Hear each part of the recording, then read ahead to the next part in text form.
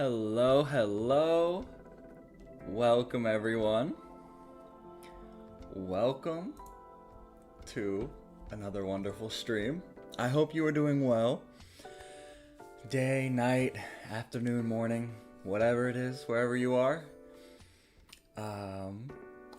We are streaming the they call it the Stop Destroying Games. It is the European Parliament hearing is what we're going to be streaming because this is really important. And to be honest, I'm gonna lead with this. I'm kind of like surprised, but also not really, that like this isn't a bigger deal. Like, not okay. Let me rephrase this. This is not being covered by new gaming news outlets, and like just general like content creators. It's just not being covered in a way that like I think it should be, because it's literally this is just so important. And what this is, for those of you who are not aware, there is a consumer rights movement that is called Stop Killing Games. It was started by Ross Scott, who I'm not familiar with their stuff outside of this. They're a YouTuber who they started the Accursed Farms YouTube channel, and they created this consumer rights movement, and they've been working on it for, I believe, like a decade at this point. And I first learned of it a few years ago, and I've been following it very closely because it's very important. And basically what Stop Killing Games is it is a consumer rights movement in the EU to try and get some sort of legislation passed to protect us as consumers, for basically to protect us from companies to not be able to just revoke the right to play the games that we paid for. This obviously doesn't apply for like free-to-play games and such. The biggest example is like The Crew from Ubisoft. They're actually being sued right now because of this, because of Stop Killing Games. One of the biggest, I forget where they're based. I believe they're a French consumer rights group. They are suing Ubisoft because of what they did with The Crew, where they like shut it down and I don't know, like revoked people's access to it. You can't play it, not even single player. And basically like what Stop Killing Games is trying to get just some sort of legislation passed, anything. They're mostly shooting for like something they're calling an end of life plan, and that's basically meaning that going forward, if legislation was to be created, that it would, developers would have to have some sort of end of life plan in place to basically ensure that the game that you played for is in some playable state when they stop supporting it. So basically they can't, I don't know, and that's very open to interpretation. But obviously getting anything done is better than nothing. And I will say, I'm going to move the mic real quick. This is just very important because, yeah, having an end-of-life plan is just, I mean, it would stop things like Anthem from happening. Anthem just shut down not too long ago. From games being like coming out, people buying them, and it's like it doesn't matter if they get refunds or not. It's like, this is our medium, this is art, this is history, and to be able to revoke access to art is erasure of culture. It is erasure of history. It is just so insane that this is like at the point that it's at, and that this can happen. Like what's the other one I'm blanking on? The Crew. There's literally been countless games that have been shut down and that are unplayable, at least legally, that are unplayable. And it's just so disheartening, and it's so heartbreaking. And the fact that like, it's like the Video Game History Foundation, they put out like their findings. I don't remember when they did this, but they put out their findings basically being like, yeah, 87% of games before 2010 just don't exist anymore. Like, they're just not around. Like, you can't find them. They're not playable. They're not on the internet. Like, they just don't exist. Like, they are in like an unplayable state, or just like delisted, all of these things, and have just not been preserved. And preservation is just so important for just everything. Like I was saying, for like culture, for history, for just knowledge. It's insane that like a medium like this has been, which, see, I'm already riled up. We haven't even started watching it yet. And it's like, it's just insane that because of how video games came about, and this, like, because they were a medium of play, that they just face so much like different like scrutiny over the years of like obviously being like blamed on like violence, and then also just not being taken seriously because it's just like this play activity, which is so funny looking back now, because it's like we understand that like play isn't just vital to when you're young. Play is literally in our beings, and it's something that like all humans need play through every stage of their lives. And it's just so unfortunate that our medium has been treated the way it has, and our medium is still so incredibly young. And so to see something like this happening and how far they've gotten with it, the fact that the fact that the EU Parliament is even like, they had a hearing. It was I don't know, time zone wise, it was weird. So it's the 16th. It happened at 2 a.m. my time. I'm Pacific time, west coast of the United States, and so it happened very recently, like less than a day ago. This Parliament hearing happened. I haven't listened to it yet, and I'm like, I wanted to wait to stream it because I was like, this is like incredibly important, and I can't wait to see like what they have, and the people who I can't wait to hear the crazy nonsense for the people who are trying to fight against end of life plans. Like, it's just this is gonna be a whole thing. But basically, the Stop Killing Games movement got 1.2 million, I believe, signatures from European citizens. You couldn't sign the petition if you weren't European citizen, and that was after they disqualified, the non-legit signatures, which is incredible. I think they like broke records or something, because of course they did. I mean,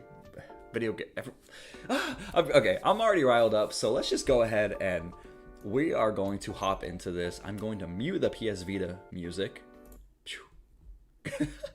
We're gonna hop over here. Yeah, and so this is about an hour long. It's like, I think it's like just over an hour. I can't do quick math. Yeah, what's this? 11, make a wish. To 11:23, so like 11, so an hour 12 ish, it looks like. Yeah, we're just gonna hop into this because this is, yeah, I'm gonna have a lot to say, and I'm gonna be pausing this as we go along, and so this is gonna be fun. Let's just go ahead and go down here. I'm gonna full screen it. Yeah, and let's just go right into it. Ladies and gentlemen, please take your seat. Oh, and I will say too, while we get into this, I have a link to the Stop Killing Games website in the description. Go check it out. Amazing. So much information on their website for like what's going on, who's backing this. They have stuff starting in the United States now, and so like this is insane. And I am just, thank you to everyone at Stop Killing Games, and I mean Ross Scott, everyone who has like been working so hard at this. Colleagues, I'm glad to co-chair this it's incredible. Joint IMCO Yuri hearing in association with PETI. On behalf of the Committee on Legal Affairs, I warmly welcome the efforts of the organizers of European Citizens Initiative to engage citizens in shaping the European Union legislative agenda. The issues raised by... I know I'm already pausing, I'm sorry, but the reason that this is also really important is because if legislation like passes in Europe, it's just it doesn't matter that other places aren't passing legislation, because it still is going to affect video games like on a global scale, and like that's also like why this is so incredibly important. European citizens...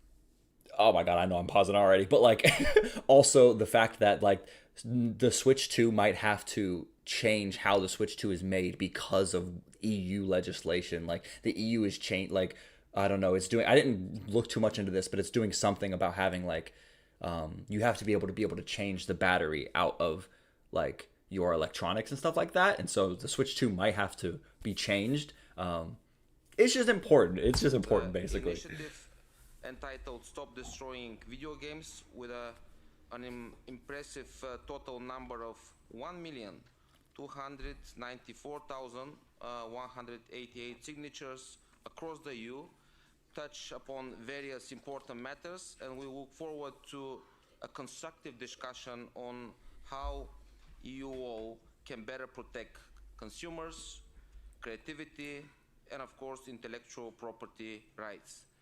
With that, I would like to give the floor to the Vice Chair of the Petty Committee, Mr. Ushakov. Thank you, Chair. Dear colleagues, the organizers of the European Citizens Initiative Stop Destroying Video Games. On behalf of the Committee on Petitions, I would like to warmly thank the organizers for bringing forward this initiative and for the strong support it has received from citizens across the European Union. The European Citizens Initiative is a unique tool that allows people to have a direct say in shaping EU policies. Reaching more than 1 million verified signatures from many member states is a remarkable achievement. It clearly shows that this issue matters to citizens. From the perspective of our committee, this topic is very relevant. We increasingly receive petitions from citizens who are concerned about digital products that stop working when companies no longer support them. Many people feel frustrated when a product they have bought, especially a digital one, becomes unusable after a certain time. They raise questions about consumer protection, clear and fair contract terms, and whether digital products should remain usable in the long term. These concerns often reflect a feeling that consumers are at a disadvantage compared to service providers. The initiative we are discussing today addresses these concerns, particularly in the area of video games. It raises a question of whether games as digital goods and creative works should continue to work and remain in function state after their commercial life cycle ends, without requiring ongoing involvement from publishers or companies. More specifically, the initiative calls on the European Commission to introduce rules that would, first of all, ensure that video games remain playable after their commercial life cycle ends. Second of all, prevent them from being remotely disabled. And finally, without requiring companies to continue investing resources or running services indefinitely. This is a complex and technical issue. However, it has clear importance for consumers, for legal... It's interesting. I just want to say too, this person says that it's like a complex and technical issue. I wonder in what way they mean that, because on the development side of game development, if you start your game, if you start development of your game with an end of life plan in mind, it is not difficult. It's not. It's I mean, I develop video games. I haven't released anything, but I understand game development, and it's not difficult. Not only is it not difficult, it's also just like relinquishing. It's not like you're giving up your source code or anything, just relinquishing the ability for the community, which hundreds of games have already done, or just have done by just not caring, where communities do host their own servers, peer-to-peer connection. People the community, it's just literally, it's crazy too, because it's just not stopping the community from continuing for a game to have a life, is basically what is the least, you know what I mean? It's you're taking away games, and it's you could just, okay, I don't know if sometimes I feel like I'm not being that coherent, but it's it's not difficult, basically. So I wonder in what way they mean complex and technical issue. I wonder if it's more so on the legality side, which that's interesting as well. But in terms of game development, it's not. Having the most bare bones end of life plan is not difficult at all, or expensive, even if you're a big company. It just isn't. And if you think otherwise, then I am sorry, you just don't understand game development. Clarity and for the functioning of the digital single market. It also raises a broader question: are our current EU rules strong enough to protect consumers in the digital age, or do we need to go further? The answer is Today's no. hearing You is need an to go important further. step. It gives the organizers the opportunity to present their initiative and to engage directly with the European Parliament. I look forward to a constructive and informative discussion. Thank you. And it's interesting too, because I mean, the question raised is like, do we need to do more, or are our laws already? And that's the thing. That's interesting too, because it's like, well, if your laws are already good, then you haven't been actually enforcing them because of things like Ubisoft and obviously Anthem and what's that one shooter that? Oh my God, Concord. Like all of these things, it's like it's absolutely like unacceptable. Give me one moment. I'm gonna hop off to the side real quick.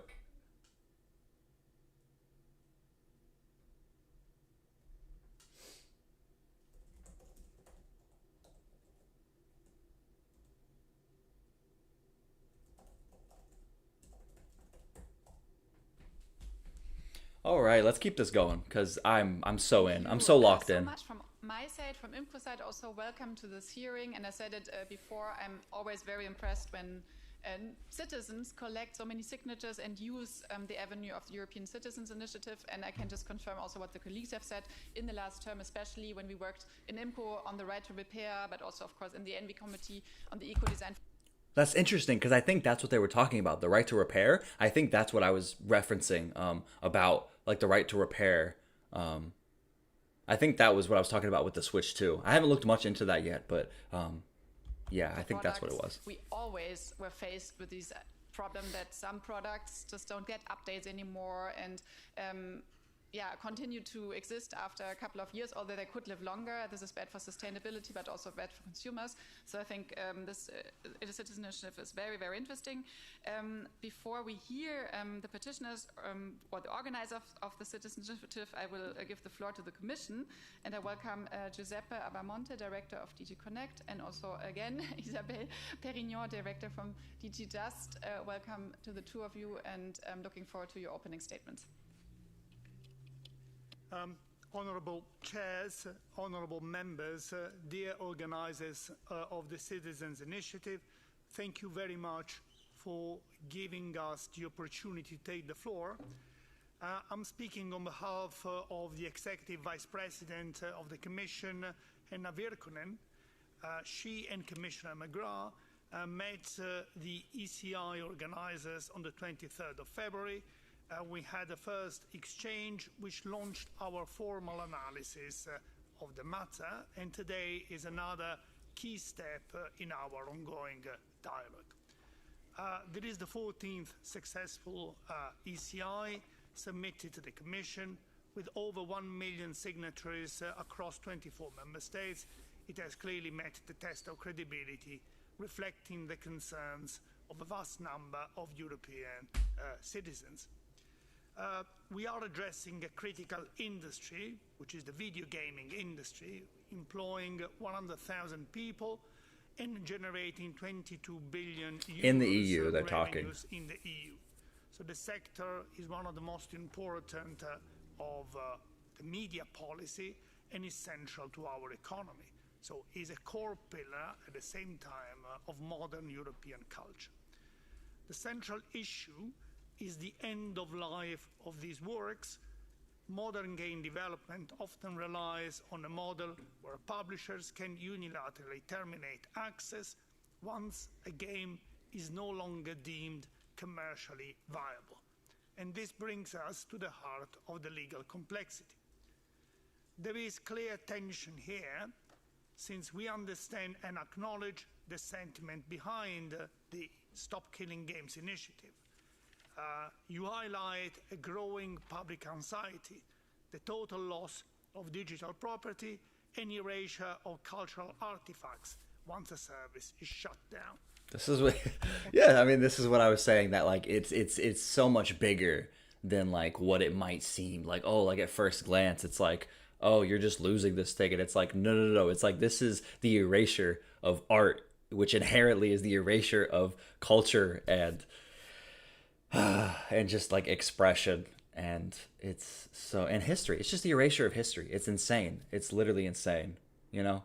And it's like, it's so crazy too, because it's how video games have always been held at like a different, like they're always in a different camp when like people like music and movies and like books are like always like over here, and then like for some reason like governing bodies have always been like it. I mean, there's probably, you know, I could go down that too of like why like any governing body in the world is like video games are always just like lie outside. And it's just so fascinating where it's like, I mean, yeah, I don't know, the fact that this has just like been going on for so long, to be honest. It's been going on for a long time since Microsoft took away all of Xbox Live indie games, which was absolutely insane that they were able to do that. Like that was back on the Xbox 360 era. They took away all of the indie games. They didn't refund anyone. They didn't refund me, and I bought so many of them.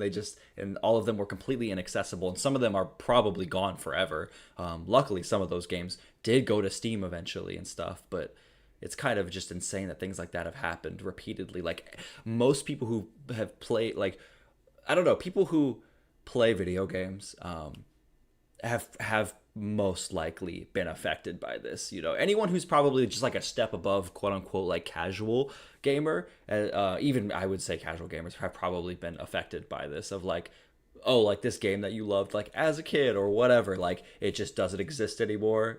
You can't even like get it legally, or it's like the servers are down and so it's inaccessible. It's just so crazy, but I'm gonna let them keep going. On the other hand, video games are protected by copyright, which is an intellectual property right. Publishers enjoy the exclusive right to exploit their works, including determining the terms under which they are made available to the public. Any regulatory intervention, such as mandating end-of-life support, must be analyzed with extreme care, as it touches upon the fundamental rights to property, which is a fundamental right protected under the Charter. And I just want to say, it's just so crazy too. Like just hearing like these things, like especially for someone who I've been creating things since I was a child. I've been like just, you know what I mean? Like art is literally just expression. Like all video games are just extensions of people, and they are like even the most horrible, like, you know what I mean? Like conditions or management who like twist and distort like all of like the worst case scenario video games that have been made, where people who make them are like, wow, like, you know what I mean, like how much of me even is in this anymore. Like even those are like just, they are twisted and distorted, but those are it's still expression. Like at its root, it is human expression. Like every video game is an extension of a person or people. And so it's just absolutely fascinating hearing them talk about like stuff like this in these terms where it's like property. It just makes me feel so like uncanny, and like when they talk about like publishers and stuff like that, it's like, oh yeah, like these publishers, like they own like this labor of love. They own this, like your expression, and they can do what they want with that. They could even just terminate it and like just revoke it. It's so crazy too. I mean, I will pop out another example. There was a Lord of the Rings game on like the Xbox 360 as well, and I remember like booting it up one day. It was a cool game. I forget which one it was, but it had similarities to like the old Star Wars Battlefront games. And I remember booting it up one day, I just liked playing against bots, like the conquest mode, because I'm sure like no one played online when I was trying to play it. And then I just remember like logging on, and like a message when I tried to do single player, there was a message telling me that the game stopped receiving support and that I could not play it anymore. And I literally remember being like, I can't play the single player? Like I can't play against bots? And the game literally was just like inaccessible. You could boot it up and be on the main menu, but you couldn't even do against bots like single player. Like it literally was labeled single player and multiplayer. You couldn't do the single player because they like stopped supporting it, and they like, which is insane that they could terminate that. And like, just, I want to play the main menu. The main menu is actually my favorite part.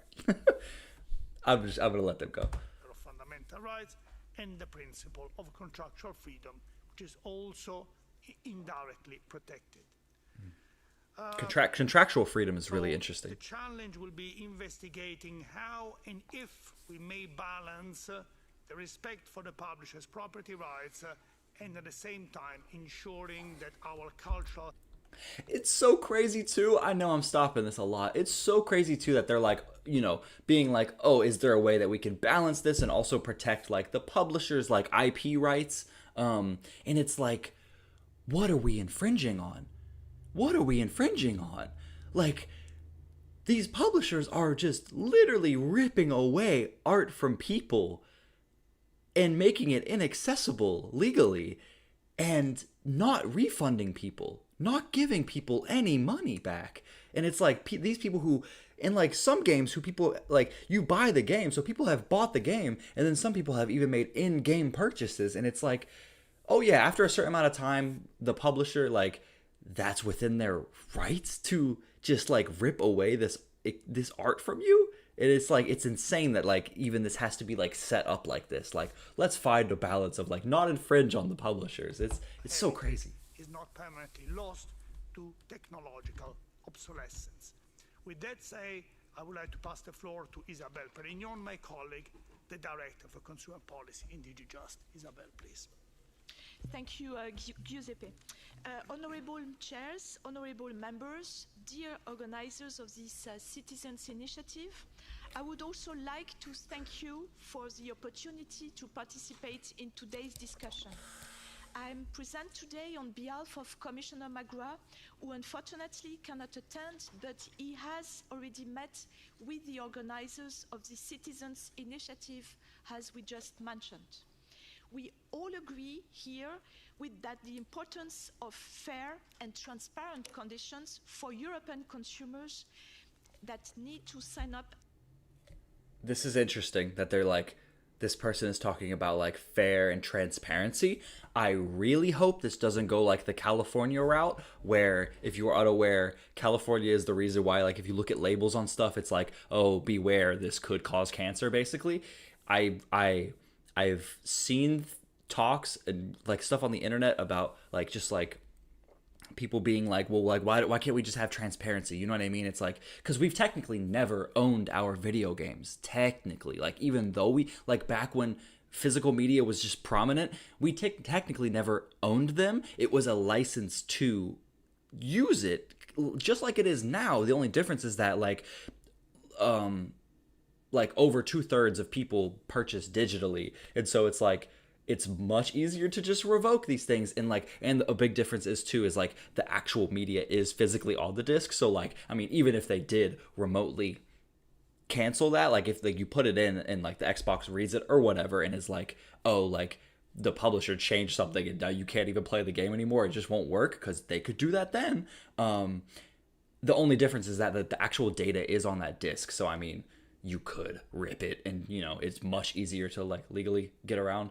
But it's interesting that they're talking about transparency. So I really hope that someone is going to propose that we just need clearer verbiage about that they don't actually own the right to the video game, that they're licensing it. And I really hope I hope we can go the whole way without someone bringing that up, because that is quite literally being like, oh yeah. I always try to go like the most extreme examples, but it's like, it's someone being like, oh yeah, like, instead of like, we have this I don't even know. It's like, oh yeah, this car that you have, like it could explode on you at any second, but maybe we just need to like be clearer about that in the terms. You know what I mean? So like, you know what you're getting yourself into. It's like, it doesn't fix the problem. It's like, bro, why are they selling me a car that could explode any second? You know what I mean? Very random, like whatever. But it's like, I really hope that we could go the whole way. I'm also gonna fill this up. I have the Bluetooth headphones, so I'm gonna keep playing it and go fill it by water. Video games. We must remember that video gaming has a value that goes beyond economic figures. It has a societal impact. 3 in 4 European... It's so interesting too. I'm already back because it's so interesting too. They're talking about how it's so interesting. There's so many people who in power who like to measure things just off of number, and it's so insane that like there are so many things that you just cannot measure through data. And so it's interesting that like decisions get made, and it's like I like that they brought up that like they're about to go into it more right here. Did I go back one? Okay, we were at 11:56. I'm gonna go back just a little bit. Okay, that they're bringing up about how it exceeds just like economical, like quantifiable impact. Figures, it has a societal impact. 3 in 4 Europeans play video games, and the average player is still 31 years old. And I'm sure you will be impressed to know that, contrary to common belief, some segments of video gaming also attract some women and some more than men, and that is the case of mobile gaming. So now, before considering new solutions for the issues raised by this initiative, we first need to carefully examine to what extent it could be addressed through better enforcement or adaptation of existing rules. Which of course any governing body is going to want to do that because it's the easiest thing to do of like, oh, let's first start with analyzing where we are and if we just need to enforce this harder or adapt it. So I mean, of course any governing body is going to want to. Consumer law does not currently impose any specific requirements on video game providers regarding the duration of the supply. Nevertheless, EU consumers are entitled to transparent information about the digital services they are offered, and they are protected against unfair commercial practices and unfair contract terms. I mean, they haven't been. We are currently assessing with my team the application of the Digital Content Directive. We are also working, as you know, on the impact assessment for the upcoming Digital Fairness Act, which aims to strengthen consumer rights in the digital environment. When assessing this citizens' initiative, the Commission will analyze whether, beyond better enforcement, there is a need to update our consumer protection framework to address. Wait, is this? Okay. So sorry. I just needed to hop back over because I make little mistakes while streaming, and so I just wanted to make sure that everything was still good. Some of the concerns identified more effectively. And this is just one of the angles we are studying prior to our reply, which is due, as you know, for the end of July. So this is why at this stage we are not taking a position on the specific solution proposed. We are carefully analyzing all dimensions of this initiative, and I'm sure that many of the exchanges today will bring us new avenues for reflection. So thank you, Mrs. Chair. This person who they are with, I guess they're just stating that like they're kind of just here to observe and to listen and get information because I guess they're working or helping work on the Digital Fairness Act that is also trying to help with digital consumer rights. And I guess they're going to make a decision in July is what they were just talking about. So yeah, I mean, they're probably just very much looking forward to the presentation of the organizers and of course of your questions. Thank you. Thank you very much for your introductory statements. Indeed, we are very much looking forward to the discussion. As I said, such a citizens' initiative are vital instruments of participatory democracy, enriching the debate by bringing citizens' voices directly into the legislative process. I hope that discussion today will help us to ensure that innovation continues to serve both creators and users fairly. The organizers of the initiative are presented today. With us we have Mr. Daniel Ondruska, welcome, Mr. Ross Scott, Mr. Moritz Maximilian Kanzner, also welcome to you gentlemen, Mr. Alberto Hidalgo Cerizzo and Mr. Marcin Barkzik. Welcome to all of you, and according to the program, we have around 15 minutes for your introductory remarks, starting with Mr. Ondruska. You have the floor, sir. Thank you very much. Hello.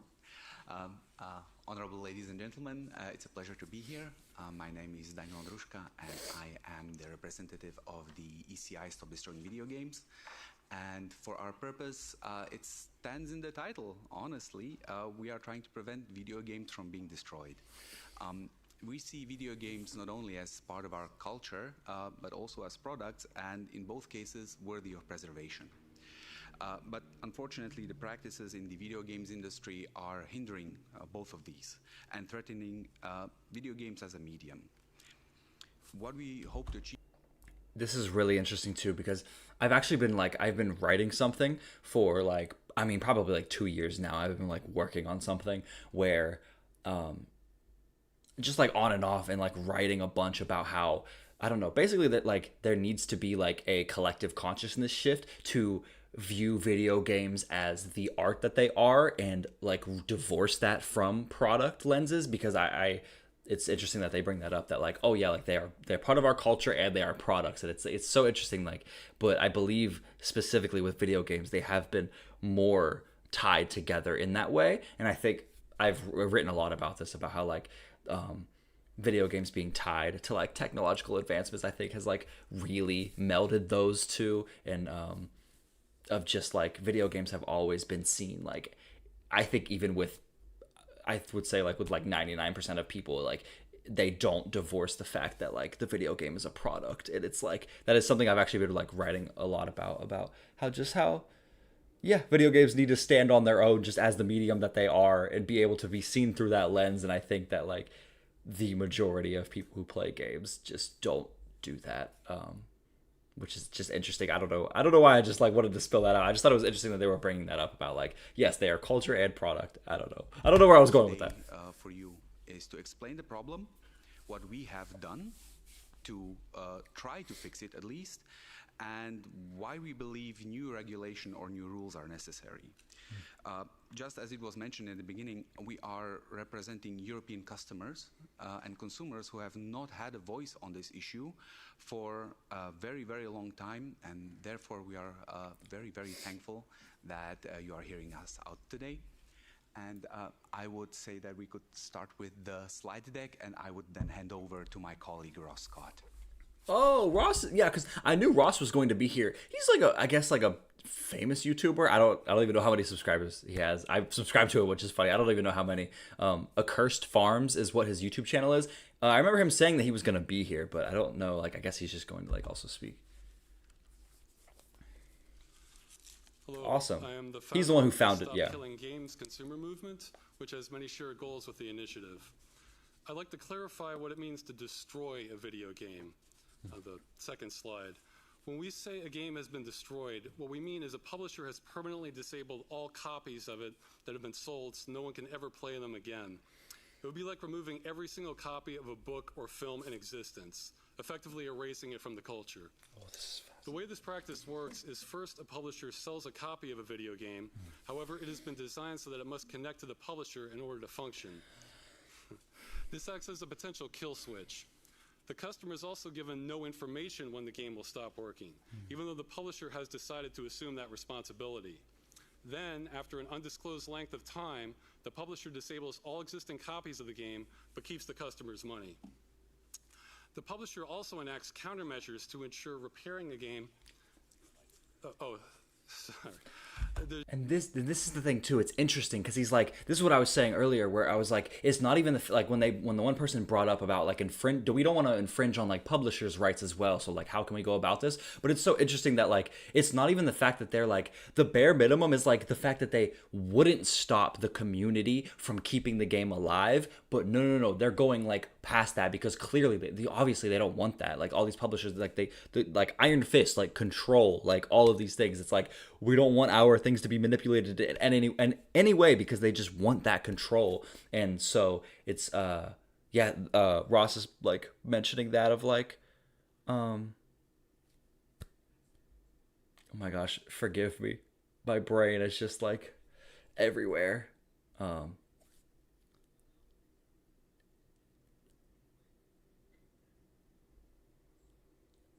yes, sorry. So it was like the fact that I just got back on my Adderall as well today, so it's slowly like setting in. My brain is everywhere. But like the fact that they're not even like the least is just like if they just would let the community keep going. Like, you know what I mean? Just like they could just be all hands off and just let the thing be in the community. Bro, you know how video game communities are. No matter what, even for the most niche thing, people will find a way, make communities, discords, groups, get together IRL and play it to keep the thing that they love alive. And so, but no, of course publishers want to rule and they like push past that. And not only do they like disable the way to play it, they completely like put in countermeasures to where like legally they're like there's no way around it. And sometimes like even illegally, like it's so difficult to like get a game running because of these active measures, like these measures put in place. And so it's like even if you were to just like go around the law and try and like, you know, manipulate the game, sometimes they've made it incredibly difficult to do that, and it's just unfortunate. Sure, repairing the game is almost impossible, even for experienced software professionals. From this point onward, no customer can ever run the purchase again. Besides destroying the game, this practice is also subverting customer expectations. Most video games can work indefinitely, which has been the customer standard for half a century, including ones that connect to the internet. Alternately, a small number of video games operate as subscription services, but those inform the customer exactly when their access ends at the time of payment. The games we're referring to do no such thing. It's a bit of miscommunication. They almost always contain terms stating they can end at any time for any reason. What this means is customers have no real protections when they buy games like these. They are unable to keep them and they are not informed when they will end. This behavior would be outrageous in other industries. If you bought a book in a store, the publisher cannot come into your home and take back your book at will. If you bought an insurance policy, you would be informed when that policy ends, not that the seller could end it at any time for any reason, but still keep your money. The games being sold this way are operating similar.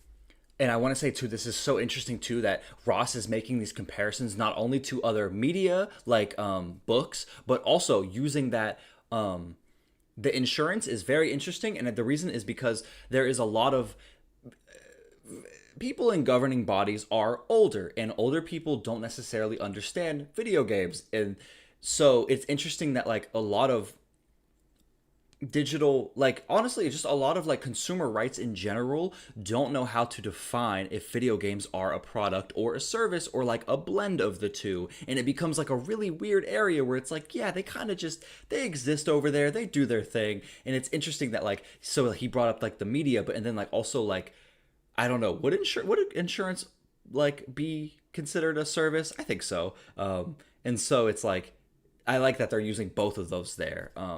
Because video games, yeah, because I mean, even like games as a service, like a lot of legally video games enter a weird spot where it's like, yeah, they're like kind of product and also kind of service. And so it's interesting. I really like the fact that he brought up both of those as examples to like get these people's minds going.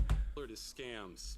Publishers know customers expect video games to last, so they sell these in the same way as ones that can work forever, as a one-time purchase with no expiry date, then price them the same.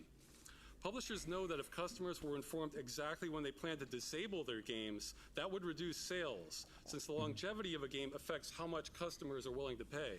Yes. The industry is trying to have it both ways, finding ways to say they're selling you a game that they're not selling you. This creates confusion for everyone involved and is part of why it's taken customers so long to get exposure on this practice. The legality is also unsettled. Ooh. Earlier, members of Ooh, Parliament assisted us in asking questions to the EU Commission.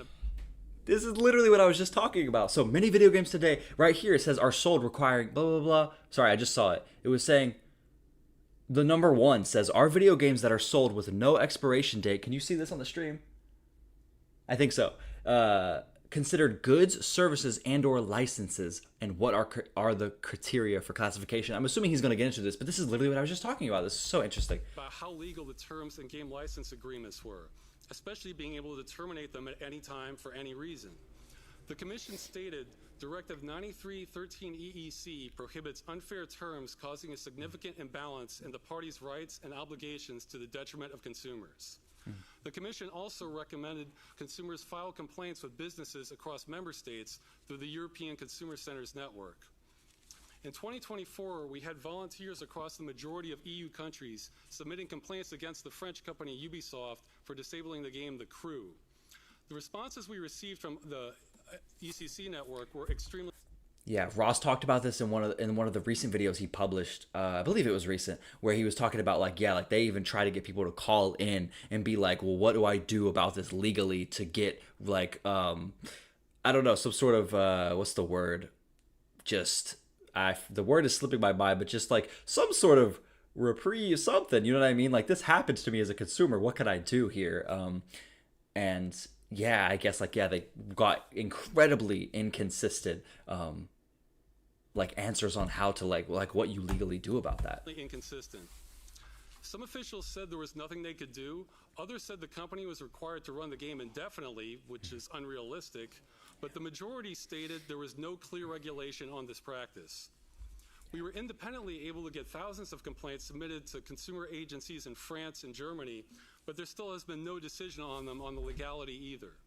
To the best of our knowledge, no one in the EU has ever been compensated for this and hundreds of other titles. Wow. And this is so crazy too, because I mentioned earlier about how like the Video Game History Foundation put out their stuff on like 87% of games before 2010 just don't exist. Oh my god, Monday Night Combat. Oh, it's Super Monday Night Combat. Dude, this is so funny because I literally recently started playing, I joined a Steam group where we play the original Monday Night Combat game. And we hop on, and sometimes it literally be 5 of us in a game, in the whole world. Sometimes we get a full lobby, which is 12 people. But it's just so crazy where it's Super Monday Night Combat's on here. That was a game that got completely terminated. Legally, you cannot play that game in any way or host servers. But yeah, it's just crazy too because I believe... Oh yeah, up at the top, there's the link. I urge you. I hope I'm not covering it. Please go to this link. It is insane. It is so disheartening that all of these because I was saying earlier, video games are just an extension of the self. They are expression. They are art. They are such a beautiful medium. And the fact that so many of these people pour themselves into these games. And if you go to this wiki, and it's a dead game list of every game that's dead. And I'll be honest with you, this list has so many games and it's missing so many more, which is insane. But it also should just fill us with the desire to just fight for this medium that we love so deeply. It's so insane. Air Mech Arena, I didn't know that game was dead, but it doesn't surprise me. Single player at risk, yes. Subscription, pay to play, no. This is interesting. Okay. Let's keep going. Governments in EU countries are not sure how to handle this situation, and customers are overwhelmingly not being compensated for the loss of their purchases. It is an ideal situation for clear regulation. This is not a new practice. It started approximately 2005 and began negatively impacting customers for them around 2010. However, it often affects a minority of customers whose complaints can get lost in the system. It wasn't until a large case affecting millions that any attempts to get government attention were possible, and there still is no answer. The EU Commission says this must be handled on a case-by-case basis, but this practice is extremely widespread. Future slides. We have formed an amateur study examining over 1,100 video games that require a connection to the publisher. The majority of these have been deliberately disabled by the publisher, with many of the rest still at risk of being destroyed.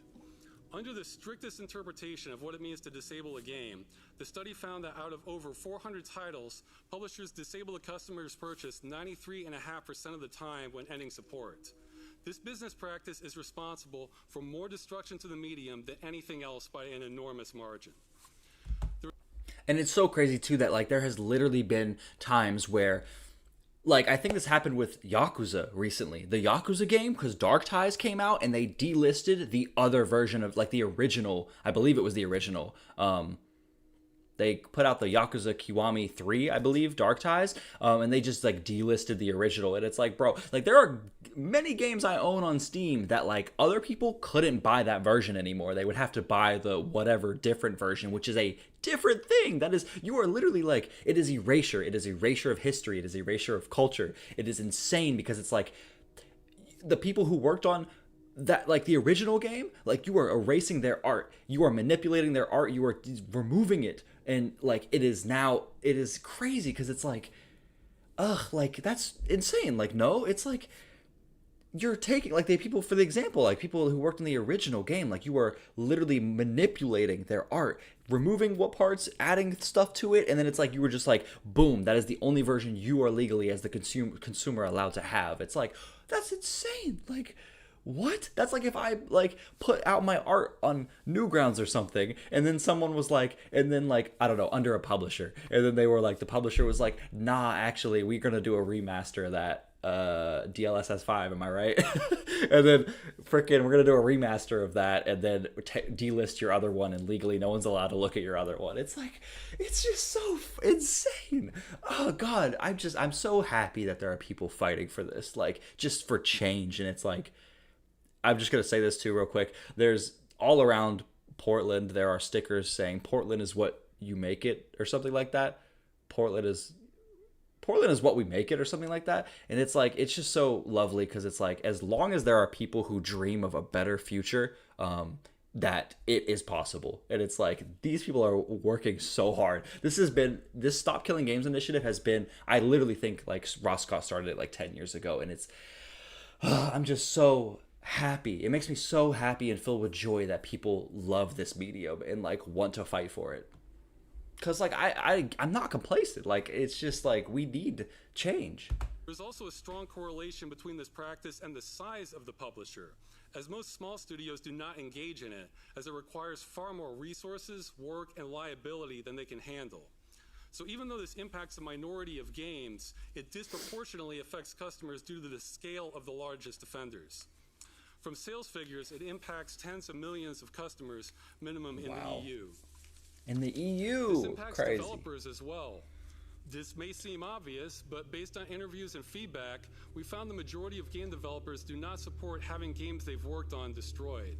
They can spend years of their lives creating them, but they are often not the ones making these business decisions, and sometimes even sign non-disclosure agreements, so they cannot voice their opinion on the matter. That's the main point. That is dystopian, and to let that sit in, that is dystopian, and that is not the world I want to live in a world that takes people's expression, not in like a negative way, like, oh, I hate the world. I love the world. I love life. But there are awful things that need to change, and this is insane. The fact that we like let people's art, that their expression, their craft, their vision, their personality, like everything, every single part, every single crevice, the 3D modeling, the voice acting, the music, the gameplay mechanics, the design, everything is an extension of a human being. And the fact that like we let publishers just do what they want with that is insane.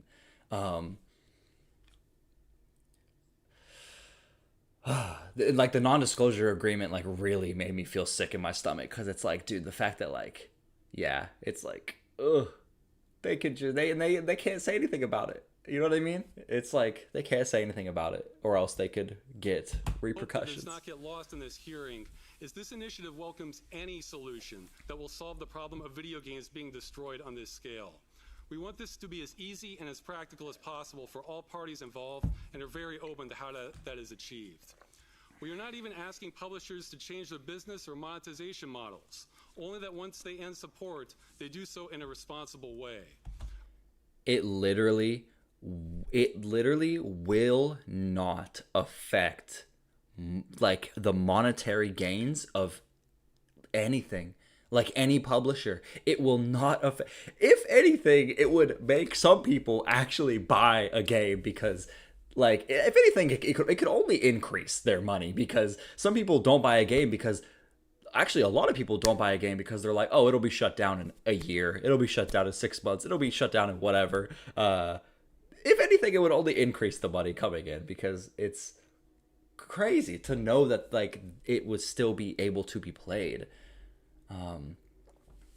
This is so interesting.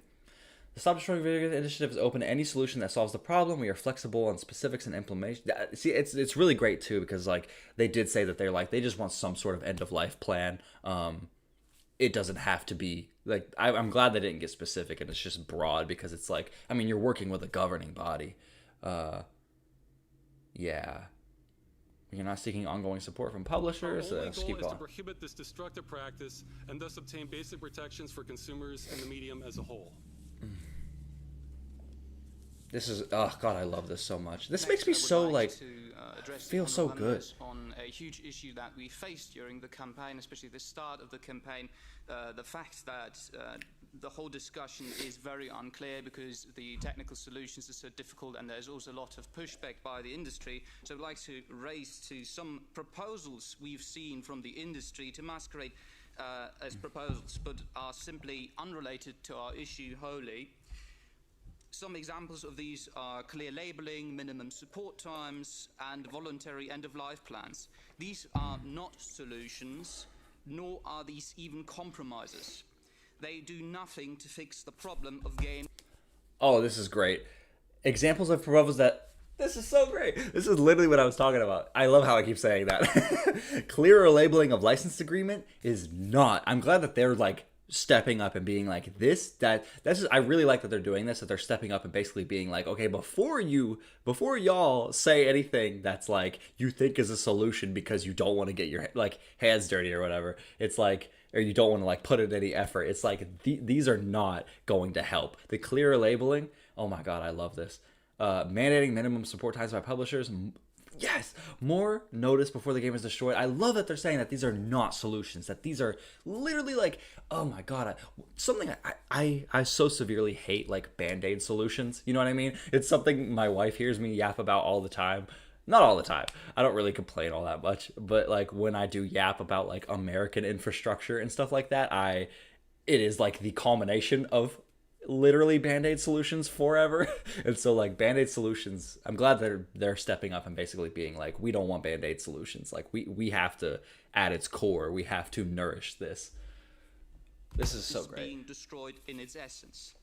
As far as labeling goes, most customers are aware of the problem, but each game is unique creative work and technical work. There is no substitute for each one any more than a book or a piece of music can be substituted for another. Their uniqueness is the entire appeal. So customers can feel carried into license agreements they would otherwise never agree to, because they have no other option if they wish to experience the game. They are agreeing in absence of any alternative to playing games. As for minimum support times, this is unrelated to our issue. The same goes for notices of when games being shut down. We have no problem with publishers ending support at all. Anytime they wish, we only ask that they do so in a responsible and reasonable way. Finally, the option of voluntary end-of-life plans is quite literally the state where we're in now. While we appreciate when this does happen, our research shows it happens only about 4 to 6% of the time, and these conditions are exactly what led to getting over 1 million EU citizens to sign the initiative itself, requesting the EU government to address the problem. Appealing to government is not our first attempt to solve this. There have been multiple attempts coordinating thousands of people to contact companies such as EA or Ubisoft, European company from France now residing in Canada, so far as back as 2016. In every instance, there was a refusal by companies to allow customers to retain their purchase, in some cases even actively taking their games from their libraries. It's so crazy too because it's kind of insane that like a lot of games also too have not just been like shut down to where like you boot them up. I've had so many games straight up delisted, like taken from me. Like not sorry, not even delisted, but just like straight up taken off of my library with no notice, and literally me being looking around being like, where is X game, and then looking into it and being like, oh, you no, that game just doesn't exist anymore. It is literally like what happened with, like I mentioned this earlier in the stream, the Xbox 360 had a whole Xbox indie like section, because they had their Xbox Live Arcade. Sorry, also my mouth with allergies, I get like an itchy mouth with the Xbox Live Arcade, but and then they had the Xbox Live Indie section. A lot of those games were like $2, $3, $5, whatever. As a kid, I would go to my parents and be like, Mom, this game's only like this, like $5. Can I get it or whatever? And it was like, a lot of games I played on the 360 were the Xbox indie games. And then literally, like, I don't remember if they gave notice or whatever, but it doesn't matter because they took all of those games away and didn't refund anyone. They literally, like I mentioned this earlier too, is like a lot of those games are gone forever. I mean, some of those games did make their way to like Steam and such, but like some of those games are genuinely just gone forever, and I can never experience them again. Nor do they have a digital footprint like anywhere on the internet, and it's crazy. Yeah, I don't even remember what sparked this, but like, God, I'm just. Next Oh yeah, slide, being ripped please. from the libraries. A statement made by the European lobby group Video Games Europe, of which companies like EA, Ubisoft, Roblox and others, so the really big players in the video games industry here in Brussels and globally, are part of, about the movement, has said as much. They not only mischaracterized what was being asked for with endless support, something the movement has never sought, but also claimed one of the reasons for disabling customer purchases. Whoa, this is interesting. Hold on. Impact on intellectual VGE statement, July 4, 2025, history. Impact on intellectual property rights. 7. Completion from community-supported competition from community-supported versions, which is asinine, insane.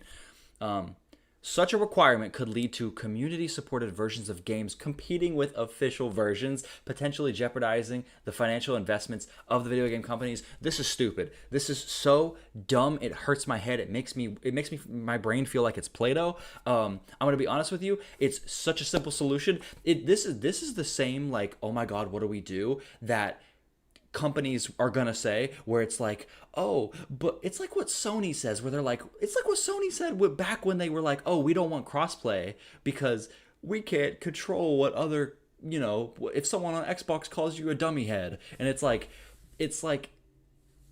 if a company was like, oh, we don't want to like relinquish community servers after we end support because, oh my God, we don't have control over your experience then. And it's like, okay, bro, all you got to do, Ross Scott talked about this in a video, is like throw up a splash screen saying, we don't support this game anymore. Anything that happens from now on is on you, dog. Verbatim, they could say that. But you know, it's like, and so this is the same thing where it's like, all you would have to do is just not allow any other versions to exist so long as you are officially supporting the game. It is that simple. It is that simple. That's the sentence. Put it in the EULA. It is that, like, it's that simple. It's so crazy. I can't wait to see. I'm going to go back a little bit. I can't wait to see what they, just like a tiny bit, a fraction. I want to see what they have to say about this and where this goes. Support something the movement has never sought, but also claimed one of the reasons for disabling customer purchases is that they represent competition to official versions. I translate this. It is a business model to shut down the game to get players to play their next game. Next slide, please. Wait, interesting. I'm not entirely sure. Also, I think I'm going to hop over to OBS real quick and move my camera because, like, I don't want to be blocking these presentations. So I'm actually just going to finesse this, you know, whatever. I'm going way over here. Okay, guys? Maybe this will be the future of my streams. Okay, whatever. Put the PS Vita behind me. Let's keep it pushing. Also, yeah, I'm going to do my best. I mean, no one's been typing in chat, but if anyone does type in chat, I will do my best to see because I only have one monitor, so YOLO. Okay, cool. We moved some stuff around. Cool, now y'all will be able to read this better. Okay, let's keep it going. Exclusively talking about games where official versions are disabled. In other words, the industry is claiming that customers playing old games could reduce sales for new games, thus they should be free to disable their purchase. Oh, but that's also silly that they're saying to... I was thinking competition with the ongoing, as if, like, community servers were also running with the game. But this is also silly that, like, it would reduce competition for, like, the next game. Like, that also is just entirely, like... What? Like, I don't know, that makes no sense in my head, because it's like, you are trying, the only, like, the option that you are trying to do is you are trying to force that. Like, what if they can't afford it? What if they just can't afford your new game? Like, you are trying to literally just, like, force them by all means to buy your new thing, and it's kind of disgusting. Not only do we disagree with this reasoning, but we find this entire stance extremely customer hostile and unacceptable in regards to what the European Union outlines as its purpose and its track record of protecting its consumers and outlining clear market rules, so there is no uncertainty for companies, which could also harm innovation, especially for smaller... And this is crazy too. Could you imagine if they did this with an iPhone? Which I know there was like a whole thing where people were like, I don't know much about that. Like if they were the planned obsolescence, basically.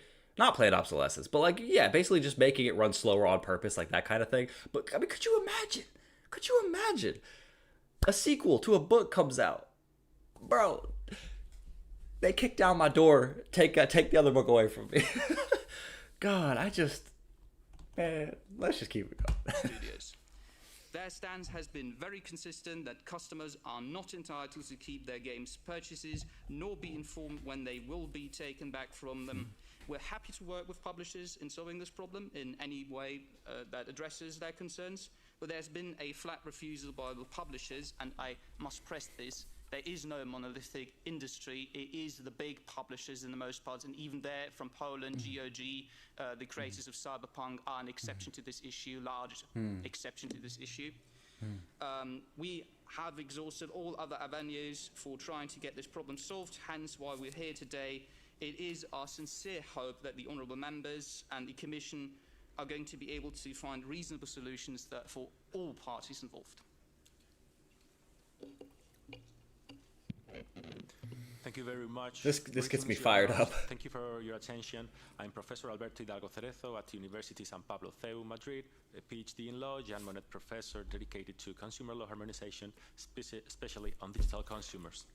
I'm a member of the European Law Institute as well, among any other associations. I don't think it's getting a little bit short on time, so I'll be fast with my intervention. Thank you. It is based on 3 basic points. First one, we've got it on the screen right now. We're seeking for a rebalance, for an adequate consumer protection in the digital single market. We are addressing what we consider an unfair practice. When a game is functional, it should not cease to function as a result of a deliberate and avoidable decision. Oh my God, deliberate and avoidable are such beautiful words to use right there, because that's exactly what it is. These are both deliberate. They don't even need to be happening. You are taking actions to do these things. You know what I mean? It's not like you're just like being lazy or whatever. It's like these publishers are taking actions to do this. Like they are doing work to do this. It's not just something that they're stepping back and it's just happening. They are putting in the effort to rip these things away from people. Yeah, and avoidable. Yeah, beautiful words. This raises concerns on planned digital obsolescence, where products are rendered unusable despite remaining technically viable. Under the current framework, national authorities are reaching divergent solutions, which undermines legal certainty for the EU consumers and fragments the digital single market. In the lack of an action, we may end up reaching incompatible solutions among the... And I love this too, because of like this clear need for harmonization, because of like what they were saying earlier, where people were like reaching out to like legal and being like, what do? You know what I mean? I had this game, and, like the crew and stuff like that, and, like all of these things, and like getting such wildly different, being like, you can't do anything. This game, the publisher should keep the game running forever. And it's like all of these wildly different answers. And so like there needs to be some sort of clear act. 27 countries. There is thus a clear need for harmonizing rules, a common European approach necessary to ensure fairness and consistency. Second, please, next slide. Second, European Union as a global leader in consumer protection. Nowadays, Yes. it's almost impossible to It's interesting. They say that Europe is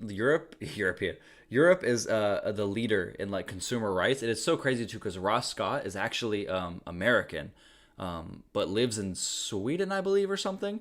Like, still has like American citizenship, but like was literally saying that like the reason that he even thinks that this is feasible is because of like how like forward thinking the like Europe is when it comes to like consumer rights, and that like trying to like basically if he would have like started this like in America, there's no like literally no way. It's kind of actually insane. If you ever have the time, like looking into like consumer rights for America is kind of insane because it shouldn't even be called consumer rights. Americans have like zero consumer rights. It's crazy. develop as a full citizen without being a consumer, even more a digital consumer. We all buy goods and services in our daily lives, taking part in the single market with a high level of protection. In the end, it's easy to see. Protecting European consumers is protecting European citizens. Primary EU law remains constant in securing a high level of protection for consumers at the maximum legislative level in the EU law. For instance, Charter of the Fundamental Rights of the European Union, Article 38, Union policies shall ensure a high level of consumer protection. Or the Treaty of Functioning of the European Union, Article 12, consumer protection requirements shall be taken into account in defining and implementing other Union policies and activities. Or 169, in order to promote the interest of consumers and to ensure a high level of consumer protection, the Union shall contribute to protecting the health, safety, and economic interest of the consumers. There's a lot more, but we're keeping it easy. What we want to stress is simple. This is a call from the primary EU law that we should not miss. Third and final, real example of the terms and conditions. Now, as proof of the problem, please, next slide.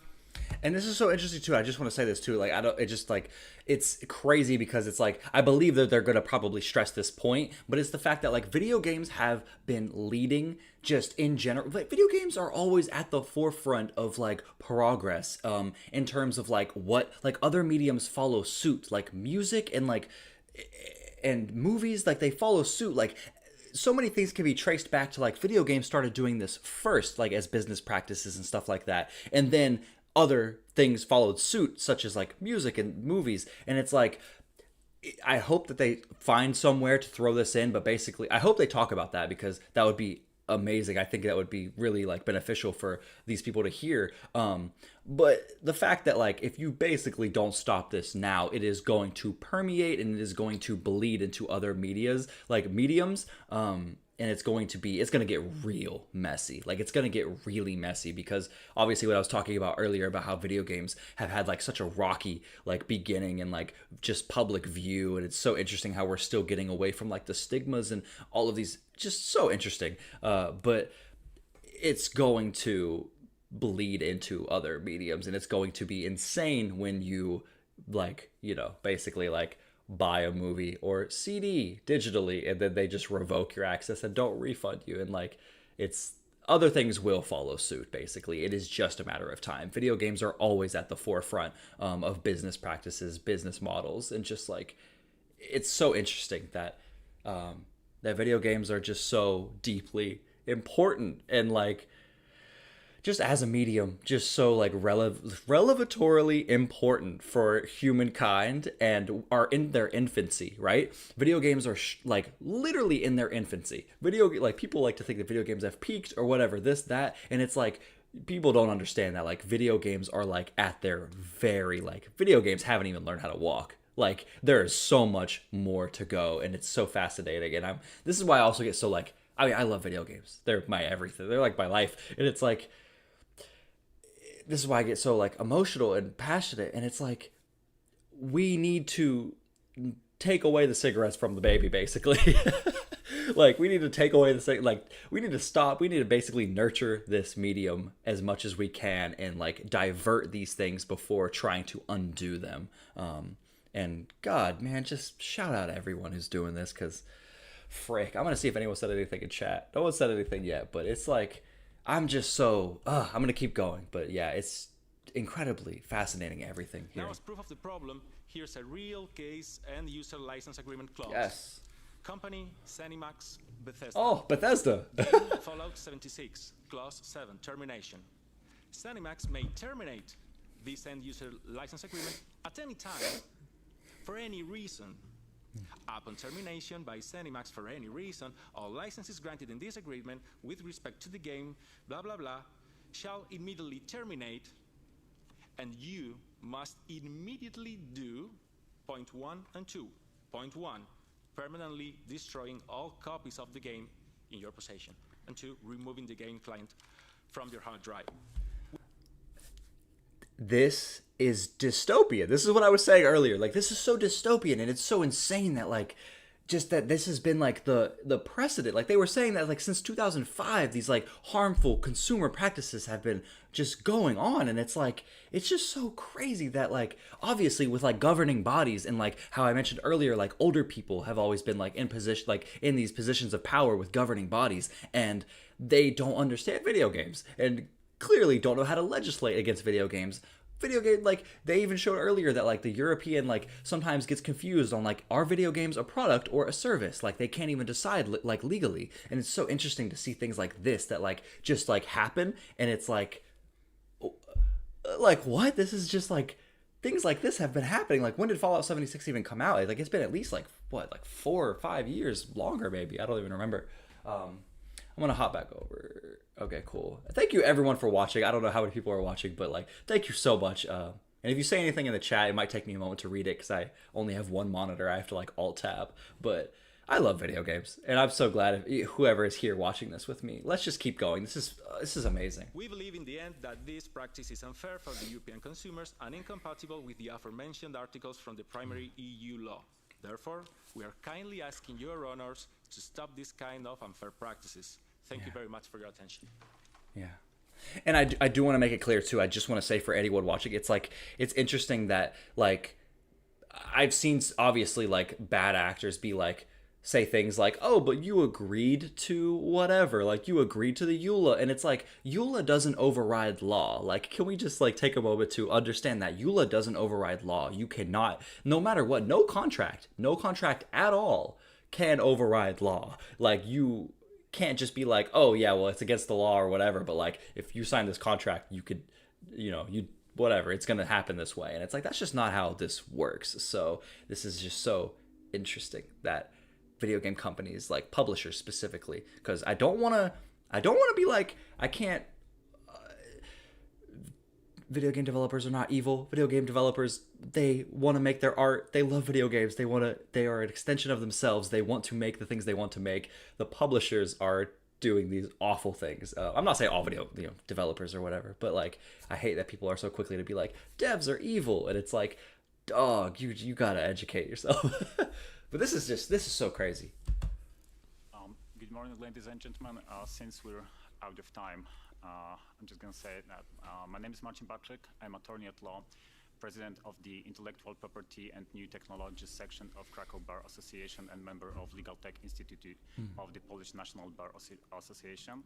And I'm here to answer any legal questions, in particular these related to the intellectual property law matter. I can't wait to see what questions they ask. The European Union has a long-standing tradition of advocating for consumer rights. That is why, on behalf of 1.29 million of EU citizens, I ask you to grant both consumers and the cultural heritage in the form of video games to grant the protection they deserve. Thank you. Awesome. I can't wait to see what questions they ask and, like, what they propose, because it's one, it's really interesting because I want to see, like, I mean, they are, like, Europe is, like, has some of the most, like, forward consumer rights and stuff, and it's, like, it's interesting because I want to see too that, like, yeah, like what I was saying about, like, people in governing bodies, which, I mean, we're slowly moving away from that, where, like, everyone plays video games at this point, like, everyone like 2 billion people play video games or something. It's, like, crazy. And so we're moving away from, like, people, like, not understanding video games. But I'm interested to see what questions they end up asking. Thank you so much. So that concludes your presentations. No, you want to come in again? Great. I would say that they did amazing.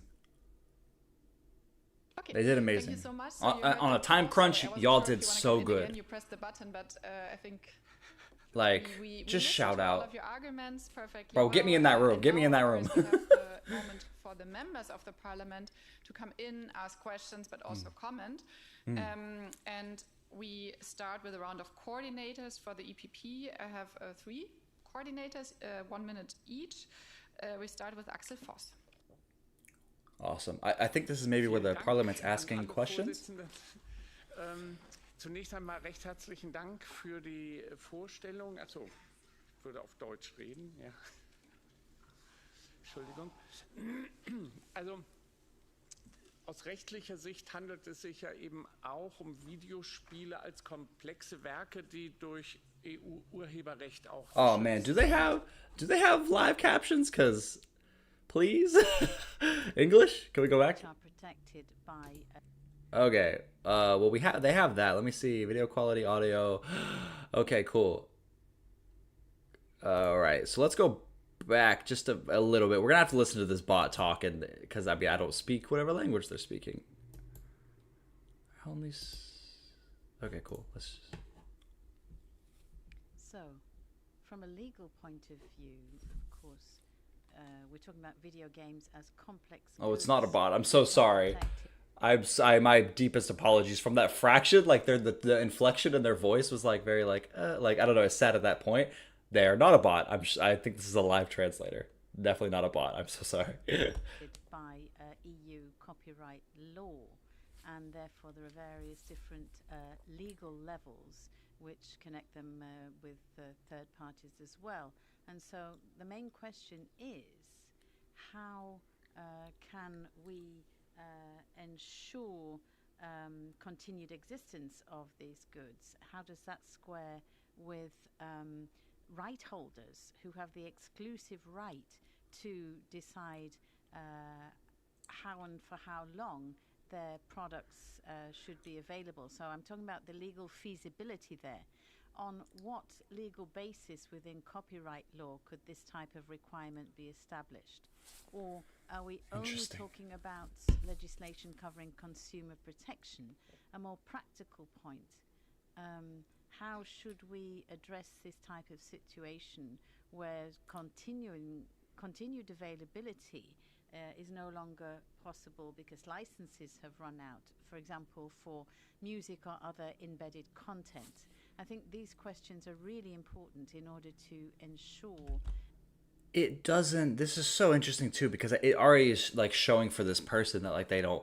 Which I mean, it's fine. You know, I mean, not everyone is educated and overly. You know, it's showing that they're asking like, okay, what about like licenses for like having licensed music and stuff like that? And it's like, well, video games have existed for a long time, having licensed music in them. If licensed music just doesn't evaporate, you know what I mean? It doesn't just get freaking pieced out of the game. It still exists within it. That I don't understand necessarily what they're asking in regards to that, especially for like licenses, because like what it doesn't. You do the license, like you have licenses to make a movie. You don't. It's not like certain. If Mickey Mouse shows up in a movie, it's not like when the license expires that Mickey Mouse just freaking evaporates from the movie. You know what I mean? Like, this is interesting. That every approach is legally founded and can also be implemented in practice. Thank you. Thank you very much, Chair. I'm going to speak in Spanish. Desde la perspectiva de From the point of view of the internal market and consumer rights, I think this is an issue that needs to be investigated. So congratulations to those who have conducted this initiative, and also the success. You don't collect 1,000, almost 300 1,000,000, almost 300,000 signatures every day. I've got 5 children. My 5 children play video games. I don't. But that said, I do understand that this is a problem that needs to be checked through. I think the Commission is quite clear, clear, transparent rules. We need to have evaluation impacts. And I'd like to raise another point about fragmentation of the market. in terms of solutions which may be introduced by the different member states on this issue which has been raised. But from my own parliamentary group and in terms of the internal market, we are aware of the problem and we're going to monitor it very carefully. Interesting. Ja, liebe Kolleginnen und Kollegen, Okay, so that part was like not really a question. That was more so of just not entirely sure what their position was or like what their, yeah, I don't know. That was interesting. That kind of seemed like, I don't know if they were, what they were going for there. They were kind of just saying that like, yeah, they understand that this is an issue and it needs to be monitored, but like, and like how we're going to go about that. But they didn't have any questions or anything. I'm not entirely sure what that was. Well done first and foremost to the initiators of this. Over 1 million signatures is proof of the huge European interest of this and the importance, also interest from consumers. We need a rule at European level which will clarify the fundamental question whether digital purchase only gives you a fleeting right of use or whether it's something more substantial. But it doesn't. It does that's crazy too, is because with the like let's just keep going. The question is related to the high offline purchase costs raised by industry often, which chokes innovation and could be too much of a financial burden. How do we go? Okay, this is so crazy because it's like, oh my god, and it's unfortunate that like obviously you have these big like, I don't know, big companies like and big publishers that like can just say stuff like this, and because they are absolutely like massive conglomerates, it's like, oh my god, like whoa, like yeah, this will be a big financial hit to them if they have an end of life plan. And it's like, it's so nonsensical, it hurts my soul. And it's like, dude, like and game development is something that needs to be like demystified more, because even like so many people who play games don't understand game development, and it's like it needs to be humanized, it needs to be demystified more, because things like this would be like easier just to be like, oh my god, like what are you talking about? Like what is bro yapping about? Like you're saying that oh, it's having an end of life plan is not going to make a financial hit to literally anybody. Like it would not. And it's I'm gonna hop over real quick. This is just so, it like literally would not have, if you like literally start your game,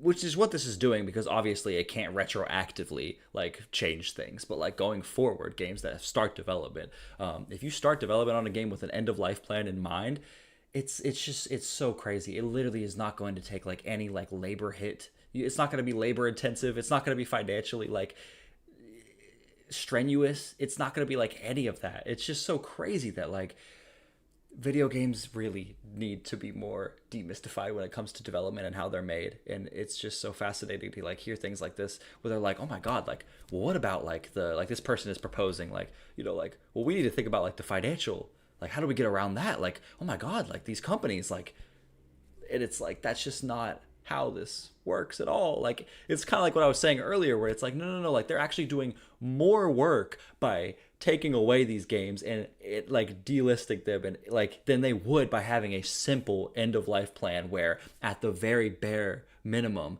not revoke access and just relinquish it unto the community. You know what I mean? It's like, it's just so crazy that it's like it's nothing for them to like give us the basic like right to experience this art and to have it just exist.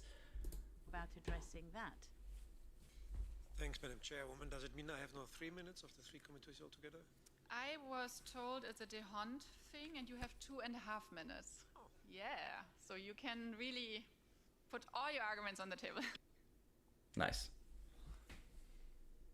Ms. Luxurious, thank you very much. I take this also as a reminder of my past as an IMCO member, despite the fact that I'm here now acting as URI coordinator. Now, first of all, congratulations to the initiative to have reached the 1.3 million signature threshold. The ECI is always put forward as one of those elements that will bring us closer to citizens, but to actually get it done is making it extremely complicated. We only had 12 that were successful, and you reached the threshold already here. Congratulations to that, and that should show to us as lawmakers that what is put forward is of utmost importance. We must take this very seriously, and we should not get lost in legal nitty-gritty. In that context, therefore, my question. In my previous time as an IMCO member, I was responsible for the legislation on the right to repair.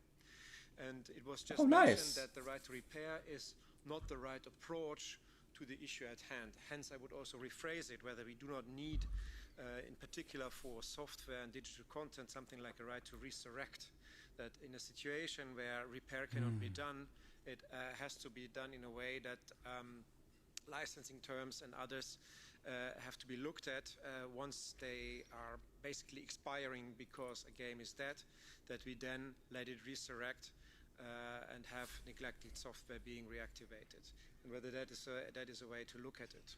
Also done from a legal term, like we did it with the right to repair. Second, I was wondering whether minimum guarantee periods could help us. Consumer protection law in the EU knows 2 years.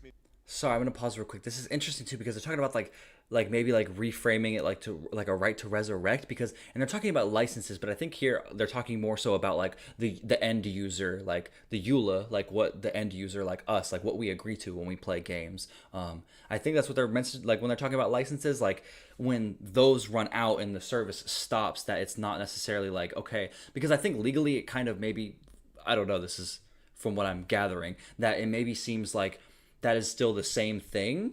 Well, resurrect also implies that it's the same thing. This is interesting because it's like, I don't know, maybe they're trying to look at it a way to where it's like further divorce like the publishers and the end user, I guess, and like it resurrects and it takes on a new life basically.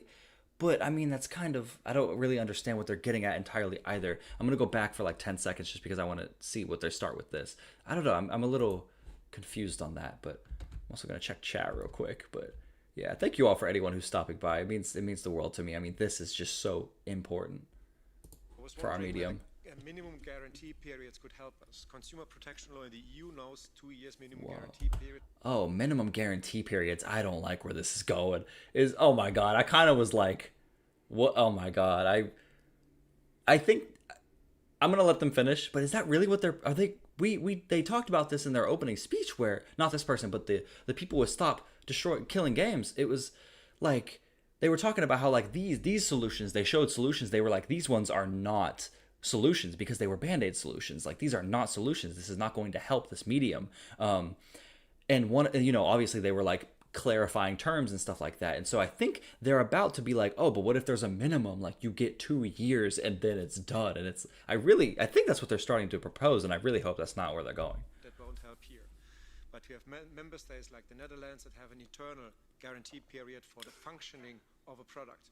Oh. When we are revising consumer protection rules and we look at minimum guarantee periods, whether the matter could also be addressed by... I'm so sorry for pausing. I mean, I hope this is interesting to listen to me yap just as much as it is to them. But it's like, because they were mentioning how the Netherlands has a indefinite like thing. So like earlier they were mentioning about how the Stop Killing Games had so many like consumers reaching out to their legal places and where like whatever countries they resided in Europe, that is. And they were receiving wildly different answers on how they could go about it, like when they would get games taken away from them. Some people were saying that like, oh yeah, like you can't do anything. Some people were saying that like the publisher legally has to keep the game running forever was one of the answers that they got, which is obviously not possible. But I wonder if that maybe came from like a legal thing in the Netherlands. That's interesting that they bring that up, that they have like an indefinite like right on their digital things, goods is I think what they were saying. An eternal guarantee period or a longer guarantee period for such products. Third, and that is a different mindset. I like the comparison that you made with books and how we basically would react as citizens 1.0 if something comparable would happen to printed products.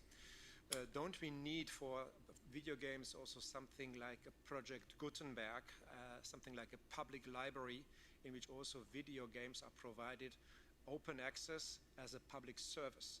And from that moment on, we do not look at it anymore from a private angle, but a public service angle. And that is also changing our ways of how to regulate. Thank you.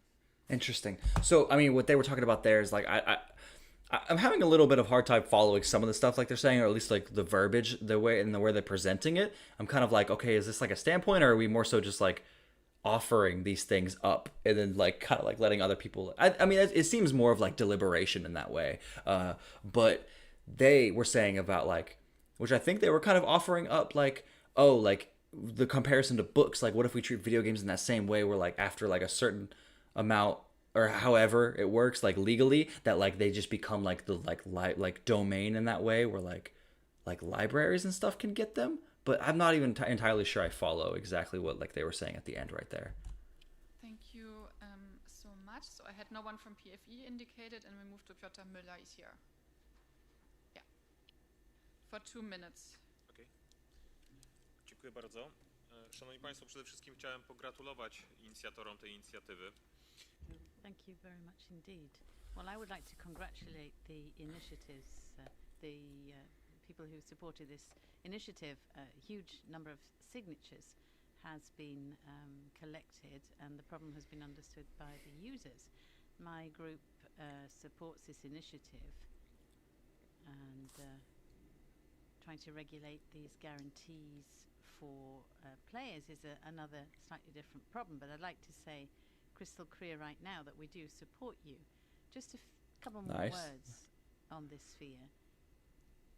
Technology is developing ever faster. Digital services are changing very quickly as well. It's not only about video games producers, it's also about streaming platforms, which aren't always fair in their behavior either. Someone buys a product. Wow, this is kind of interesting too, because right here they're getting into like streaming services, and I think they're about to like talk about how like, yeah, like you can pay for a platform. There are products on that, but like the products could like rotate, or like things can just be taken off, put on other platforms, and like license agreements and stuff like that. It's really interesting. I do appreciate them just like straight up stating that like, yeah, we do support and we want to do something about this. Yeah, this is really interesting. We're gonna go a little bit more. I'm gonna have to pee soon. I've been drinking water, and as you see, I've been rotating drinks. I don't know. I always dual wield drinks. So I will say, if you are watching this in the future, please comment down below. I welcome all conversation. I just really want to, I don't know. I just love video games. I hope that's apparent if you've been watching or I watch in the future. And I love video games so much, and I want to see our medium thrive and be as healthy as it can be, because yeah, our medium is still very much in its infancy. It's barely even begun. It's barely even sprouted. Video games have so much to offer just humanity. They're convinced that they should be able to know about all of the guarantees that they have for the product they have bought. Interesting. And other digital services, even those that lead to various different products being. Also, live translators, like you're doing the work. I know that must be so difficult, man. Yeah, shout out live translators. That is just an incredible line of work. Oh my God, that's crazy. Applied on in different markets within the EU at different prices. It's about localization. That's an issue too. But something which is quite controversial, I'd like to comment on briefly. I was thinking about a trade with digital instances and whether it's possible on the platforms. If someone sells a product, they can also trade with their license. I know the platforms don't want that because it would mean a further secondary market for these licenses. Thank you. Yeah, I don't think I fully understand what they were saying there about like the issue of platforms, and I'm assuming they're talking about how the publishers, and then there's like Sony, Microsoft, and stuff like that, and I don't necessarily understand what they're talking about with like this transferring of licenses of like, oh, like, and then like the obviously the consoles, Microsoft and Sony wouldn't want that like liability, but like what, I don't think I fully understand because of this. Like I talked about this earlier about how like it can just be like, if they're saying what I think they're saying, the solution is that you just have that the license to own like the product is nothing, like it doesn't. I think maybe they're thinking about it like the responsibility of like, since the publisher doesn't want it anymore, that they shut it down to like, so they don't have any responsibility of it. But like all they have to do is do what I was saying earlier of like have some sort of splash screen or like, and just be like, we don't support this anymore. And so like you still have access to it, but it is not under our supervision. And just like, so anything that happens is what happens. And I don't know because what they were saying there is interesting, which I mean, it also might be a slight translation thing. But I mean, once again, shout out the live translators because that's crazy. Minchev, our IMCO vice chair, and he's connected online for 2 minutes. Thank you very much, Madam Chair. Firstly, I would like to thank both the authors of the initiative and also the representatives of the European Commission who are present in this committee meeting. I'm going to pause real quick. I am so sorry. I didn't even realize what time it was. It is. I just need to send a message real quick. Actually, let's just go ahead and we're going to hop on. I'm going to go to break. What's up? Sun's been setting and everything. So I'm going to do a BRB real quick. Oh, yeah. Look at my little friends. I added my drawings up here before. It's a little different. But I'm going to go use the restroom. And then I will be back. Okay. Don't go anywhere.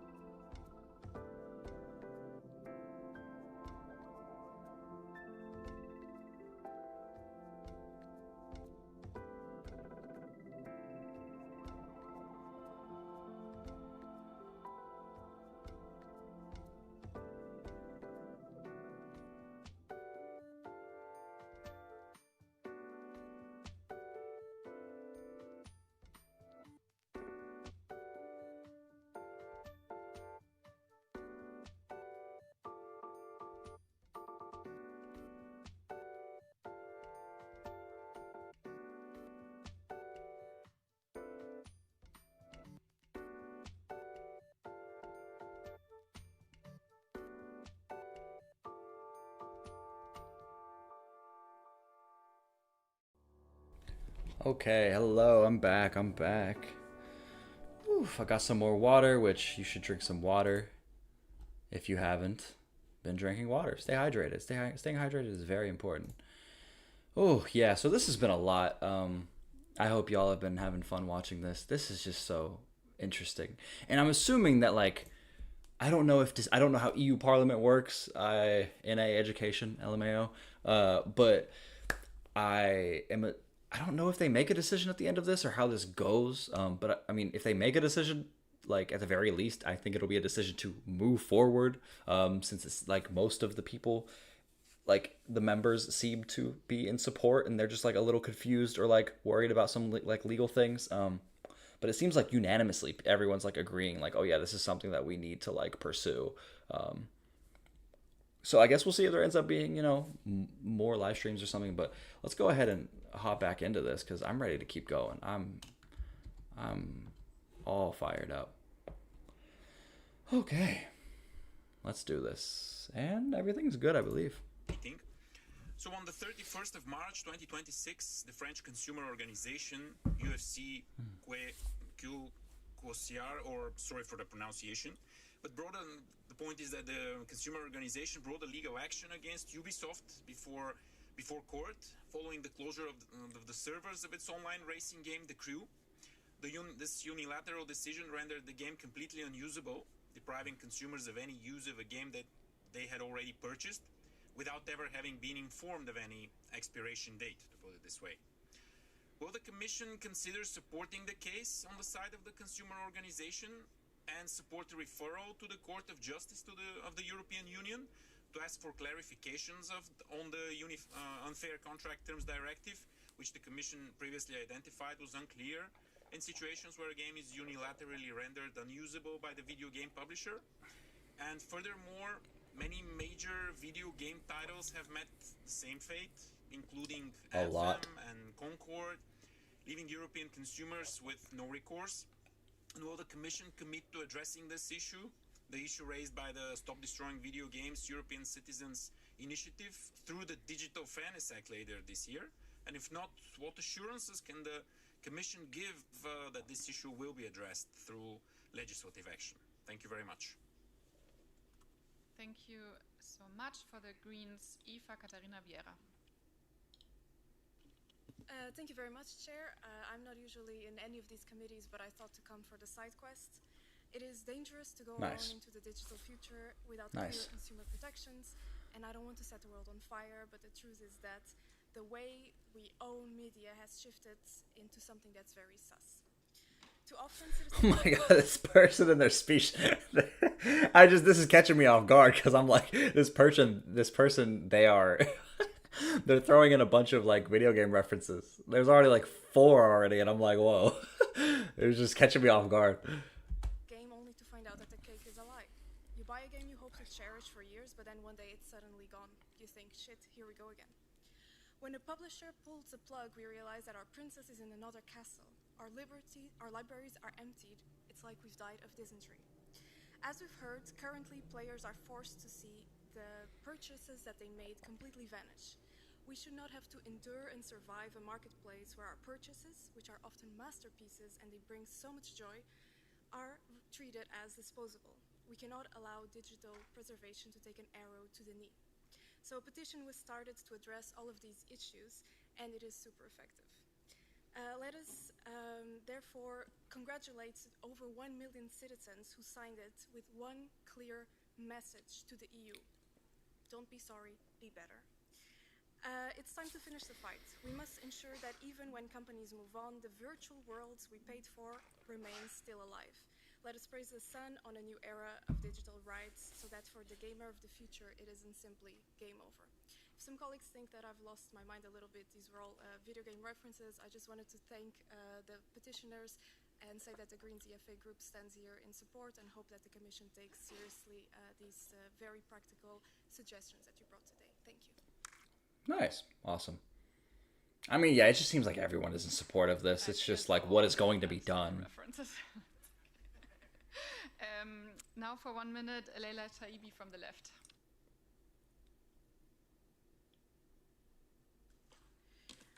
Bonjour, merci.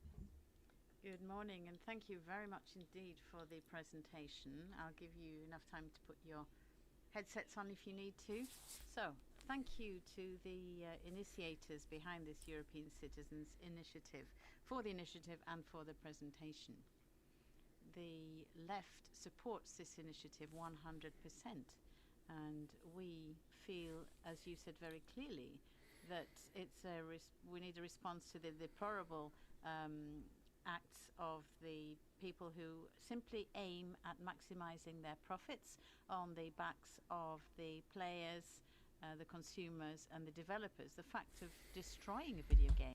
I mean, and I like that they're like phrasing it like that, of like these like publishers and like big companies basically like, yeah, exploiting the artists who make the games and the players, and it's just like for just like monetary gain. And it's so interesting too, because I mean, I started writing a little bit about it earlier today, but it's just so interesting, like dark pattern game design as well. I know this is like a little different, but like it's so interesting, like seeing all of this stuff come to fruition. And it's like, oh, like video games are gonna have a lot of like legal, like just a lot's going to be happening in like the future, in the decades to come, because like I don't know, with more games that have like dark pattern design, and like it's just so interesting, like. And I'm just glad that like we're at least starting from a place of like before we start getting into other things. I think things like this will like that genuinely help, like just the preservation of games,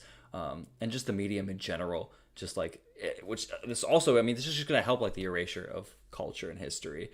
I don't know. I think this is just such a wonderful place to start, basically, is what I'm saying. And like before, like we start going into like like other things in the decades to come for like video games, and how we're gonna like just like, yeah, treat and nourish this medium. I think this is a disgrace for the consumer and the player who plays about 80 euros each time when a video game comes out.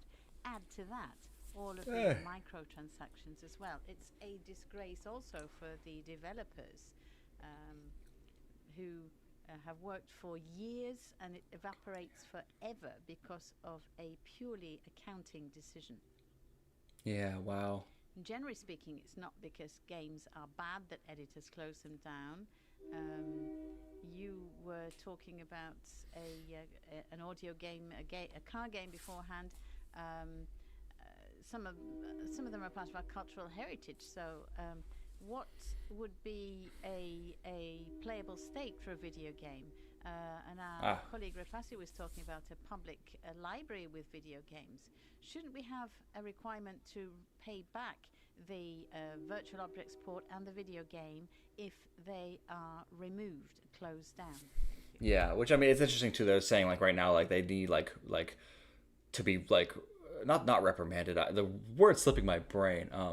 But it's like, yeah, like, okay, the other colleague like proposed that like having like when the end user or something like license expires, that like we have like same way we treat books and DVDs and stuff now, where like they're like in libraries, and even you can go to the library and get games and stuff, but like more so of like an open, like what they're like proposing is like they go there. And it's interesting though that they're also being like, yeah, but like, bro, you can't just render it unusable. And I don't know. Yeah, like I like that they're bringing up like financial compensation. Compensation's a word. There we go. Let's use that one for like these people, because it's crazy.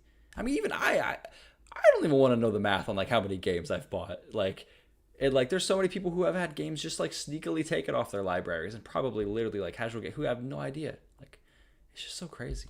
Yes, N indicated, so we can have a first round of answers. So I give the floor back to the ECI organizers, and you have 10 minutes in total. Probably you can organize yourself internally.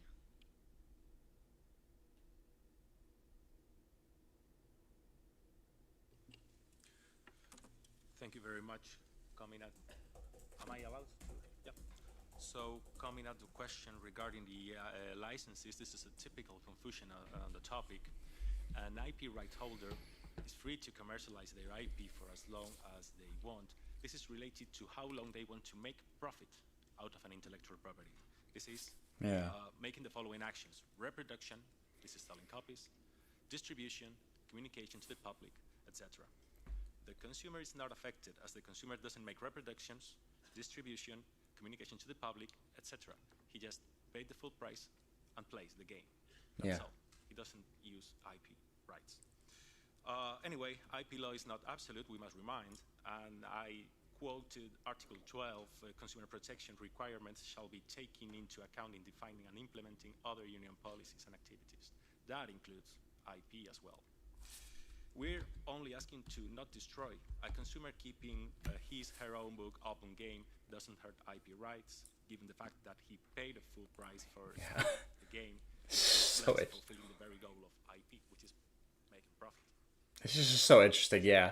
Like, yeah, this person, like, you could see it in their whole demeanor and everything. They're basically just being like, bruh, like, what do you mean? Whose rights are we infringing on? Like, I don't know, like, yeah, it just does seem like it's so interesting when people say things like, when they say things like, oh, but how do we not infringe on, like, the rights of publishers, big company, all this stuff like that. And it's like, what are you talking about? Like genuinely, what are you talking about? Like, you don't, like, what is coming out of your mouth is, like, nonsensical. And it's like, to me, it just reads as either, like, highly just uneducated, or, like, scared, I guess, of, like, going against or, like, changing the law, like, for these, but it's just like, why? Yeah, this person literally is just like, what are you talking about? Like, bruh. If you wouldn't mind, I would now answer the question regarding the high cost of offline patches and curbing innovation. Oh my god, yeah, literally. Oh my, I can't wait to hear this. Asking to preserve games retroactively. What we are asking yeah. for I mean, yeah. is game preservation, so this cannot be retroactive. Yeah. This has to go into the future, so exactly. We ask the publishers to already start with the design process. Yes. So to design a game not to be basically switched off and be part of planned obsolescence. Yeah. Which is so crazy because, like what I was saying earlier, it's literally the bare minimum. It's like they are putting in more, like publishers are putting in more effort making their games unplayable and taking them away and rendering them just like obsolete than they would be with a bare minimum plan of life. Like, what is it? End of life plan. It's crazy. It's like the whole thing about like it costing more money for developers or like being like labor intensive is just literally just like false. Point of view, of course, if you would grandfather in games, of course they weren't designed to have that requirement. Yeah. That's why we are not trying to be unreasonable. Would we want all games to be preserved? Of course. Games that were developed 20 years ago still function. Games that were developed 3 years ago, as it was mentioned before, don't. It's a design decision. It's a business decision. Yes. And in terms of, I'm gonna say this: it is a business decision. It goes. The hierarchy is it's a business decision that unfortunately affects the design decisions, because I mean, developers are just people wanting to like. We just want to express ourselves. Like we develop video games because we love video games, and they are an extension of ourselves. Like, you know what I mean? Like if you 3D model. Every 3D model you make is an extension of you. Everything is like, it's just art and it's just expression and it's humans. It's just us being awesome and creating things. And unfortunately, throughout societal structures, we have these people above making decisions that impact the creation. So yes, it is unfortunately a business decision that ripples and affects design decisions. Unfortunately, because no developer wants planned obsolescence. No developer wants to rip their games away, their art, their blood, sweat, and tears away from these people. Curbing initiative, innovation. I'm sorry, but it's always if you have a golden goose and someone takes it from you or tries to regulate it, you will always say, "Oh, this will curb my innovation," just as it was, for example, with USB-C and Apple, or how it They're was cooking. with. For example, seatbelts in cars. Before seatbelts were introduced, the whole industry in the 70s or 60s, I believe, was screaming, "Oh, this will..." They are cooking so hard with this one. Oh, this is like one of my favorite things they've said this whole time. It's so good because it's like, oh my god, they are articulating this so wonderfully that it's like, of course they're gonna say it's labor intensive. No developer would say that it's labor intensive. What? No developer would say that it's financially costly. Like, for a bare minimum life plan, end of life plan, which is like, it's just so crazy that they're like, oh, this is so beautiful, and I love that they're saying it and phrasing it like this, of like bro, like we have history to look at, which thankfully we have history to look at, because that's what we're trying to stop right now with, like, we're trying to help games preservation so we're trying to stop the erasure of history so we can have history to look back on and understand what not to do. And it's interesting. I love that they're using this because they're like, seatbelts, dog. Like, seatbelts, do you remember they were saying that there's no way manufacturing costs, you can't have seatbelts in cars? Oh, I love this. Cook, bro. Curb our innovation, and this will be such a huge problem, and until the regulation hit and we started having seatbelts in our cars, airbags, everything else, we are not trying to engage their business model or create issues for them. They will get their money. They can keep using their business and monetize. And like I was saying earlier, they might even get more money. Like, they wouldn't lose money. If anything, they would get slightly more money, because there are people who don't buy games being like looking and being like, oh, that'll die in a year, that'll die in a few years. Like, why would I even bother? With this in place, every game having to have at least a bare minimum end of life plan, that literally only would maybe contribute to some sales. Like, literally, if anything. However they want. Just please, once you stop supporting the video game, please do not destroy it, and that can be part of the design. And that is literally like the bare minimum. It's so insane, and I understand for games like MMO, like it's so crazy, but it's like, I don't want to get into all of it like right now, but it is like every game can have an at least bare minimum end of life plan where you just don't destroy it. It's not like you're handing over your source code and all your secrets and all this stuff like that. It's not a security risk. It's none of this. It's like you literally just have to not stop. You don't destroy the game. Like, just please, like, just don't destroy your game. Like, the people love what they love, and they will find a way to do community servers, peer-to-peer connection. They will. It's just, or just single player games. Just let me play the game. You have to be part of their business decision. Thank you. They cooked real hard. I'd like to add a little bit on the economic aspect. Again, when planned for from the beginning, the cost can be very small. Yeah. It's mostly about when it's undoing that's more of a and cost. Cost is so interesting. Earlier the game Concord was mentioned. That's actually an excellent example, because it's publicly stated that at least 370 million euros were spent developing that game, and it did not include an end-of-life plan like what we're seeking. Most of the cost for developing games tends to come from other areas like art assets or marketing. This is just one element out of hundreds. Yeah. Already going to Man, get me in the room. Get me in the room. I would tell him. I would be like, listen, you don't understand how easy it is to have an end-of-life plan, like a bare minimum end-of-life plan. The other thing is sometimes industry costs or estimates of how much this would cost can be faulty, because they're expecting the game they're asking for to have every last feature it did while it was being supported. And this is the thing they're doing. Like, obviously, these big companies, they don't want this. Like the publishers and stuff like that, they don't want this. And so obviously they're going to say things like, oh my God, to keep everything like pick the pixel, whatever, like perfect, pristine, like, oh, that's like impossible. That's going to cost so much. And it's like, I like what they're probably about it. Like, many of those can be retired and don't even make sense for a game that's no longer being supported, like administration or anti-cheat measures or literally management, things like that. So that can drastically, there can be hundreds, or known as microservices, associated with these that can be disabled, and the customer still has the core game. So that should be taken into account when figuring out the potential cost. And it might have been mentioned earlier, but we also want to emphasize the companies have been paid already once for the working game, so that should be factored into the budgeting. Yeah. There were some other points mentioned on the right to repair, whether we need it and how long a product should work. With right to repair, that's a little bit different issue. Well, that's certainly welcome, having the right to that. As I mentioned in my presentation, there are deliberate countermeasures. Oh, so now with the way Ross is phrasing this, I understand a little bit more about what they were saying, like way back about like what, like a right to repair, right to resurrect. I think they were maybe implying, or maybe like saying that like, oh, like what if they can kill the game, but what if it's just like users can resurrect, and that it gets into a real disgusting place, because developers, or not developers, so sorry, the publishers will like make it much more difficult to resurrect a game, like, or impossible. So like, yeah, that is not an option. We cannot have a right to resurrect or something like that. We just need to have these games stop being destroyed to begin with. That it's almost a small miracle when it does happen from extremely experienced software professionals for resurrecting a game. However, if there were repair instructions, that would be very welcome. I think we would even consider that a viable alternative. Yeah. We're asking if it was practical to resurrect the game that way.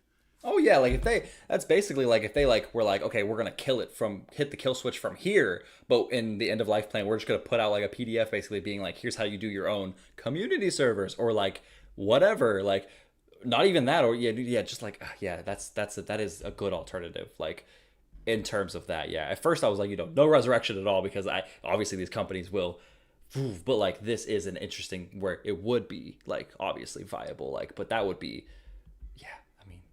God, that would be great if they would like be like, yes, we're gonna end it all from here on our end, but here's basically how you would keep it going yourselves.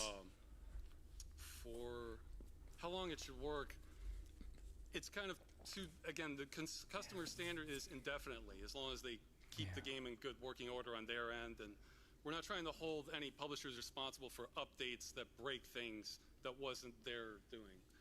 So how long they choose to support it, we're completely open to. I mean, I think there's already existing EU regulations on that, but I mean, they, as far as we're concerned, they could end support the next day, but as long as the game isn't destroyed, we would find that acceptable. And the last point... yeah, literally, yeah. It's just the fact that they're just actively destroying. Just doing this through the courts, through the legal action, that still doesn't get to the heart of the matter of the game itself being destroyed. We're not. Yeah, refunds it and doesn't. I mean, this is interesting. I mean, I know I keep cutting these people off, but like it's, and they're like staring into the camera. But it's like, it's interesting too because it's like it's the quote where it's like if the only punishment for a crime is monetary, or like, a fine, then that crime only exists for the lower 2/3 of your country. And that is so important because that is exactly what this is right here, where it's like, okay, yeah, sure. They would axe games just like they're doing now, but just like factor in the cost and like, you know what I mean? Like, compensating people. Like it would get even more slimy and really more weird if they went that route, because once again, these companies can afford it, and if the only punishment for a crime is a fine, then that only exists for the lower 2/3 of your country, and that is very important because yes, if the only punishment for a crime is money, then the only people that it really affects are people who aren't rich, and so those are a secondary measure that when the game itself can't be reinstated, we just want the game preserved. So yeah, doing it also doesn't. Framework doesn't quite get us there necessarily. Yeah, so like basically like the existing framework, and then like just compensating people is like what? Like we're still destroying history, erasure of history, erasure of culture. Add to this, doing this individually for every game in every court. Can you imagine? Oh my God, That's yeah. why we are asking for regulation and harmonization on a European level, so that we have a. The French people are already suing Ubisoft. Schwazi was mentioned. Legal action in France. That was one game. Thousands of players. That's what I was just saying. It took several years to deal with this. Can you imagine this done 10,000 times in courts? This is not a viable way forward. You just have to stop games from being killed, please. Very quickly on the right to repair. Sadly, we as consumers don't have. And it's like, this is like, God, this is for a whole medium. Like, you have to not Band-Aid solution this, because it's just going to get more ugly down the road. Like, we cannot, like, it's legislation. Like, you know what I mean? Like, you have to step in now and intervene, and it might be a lot of work. It might be a lot of work to get the law that you want, like, I don't know, written up and everything. But, like, it has to be done now. It's just going to be excruciating. Remedies of our own. That's the first if you Band-Aid it. End user license agreements prohibit any action. And third, consumers don't even have the right to do so. They don't even have the right to repair their games. It's not included in the directive as it is right now. Awesome. Yeah. Tell them their own law. I just wanted to answer the questions related to the IP and consumer law.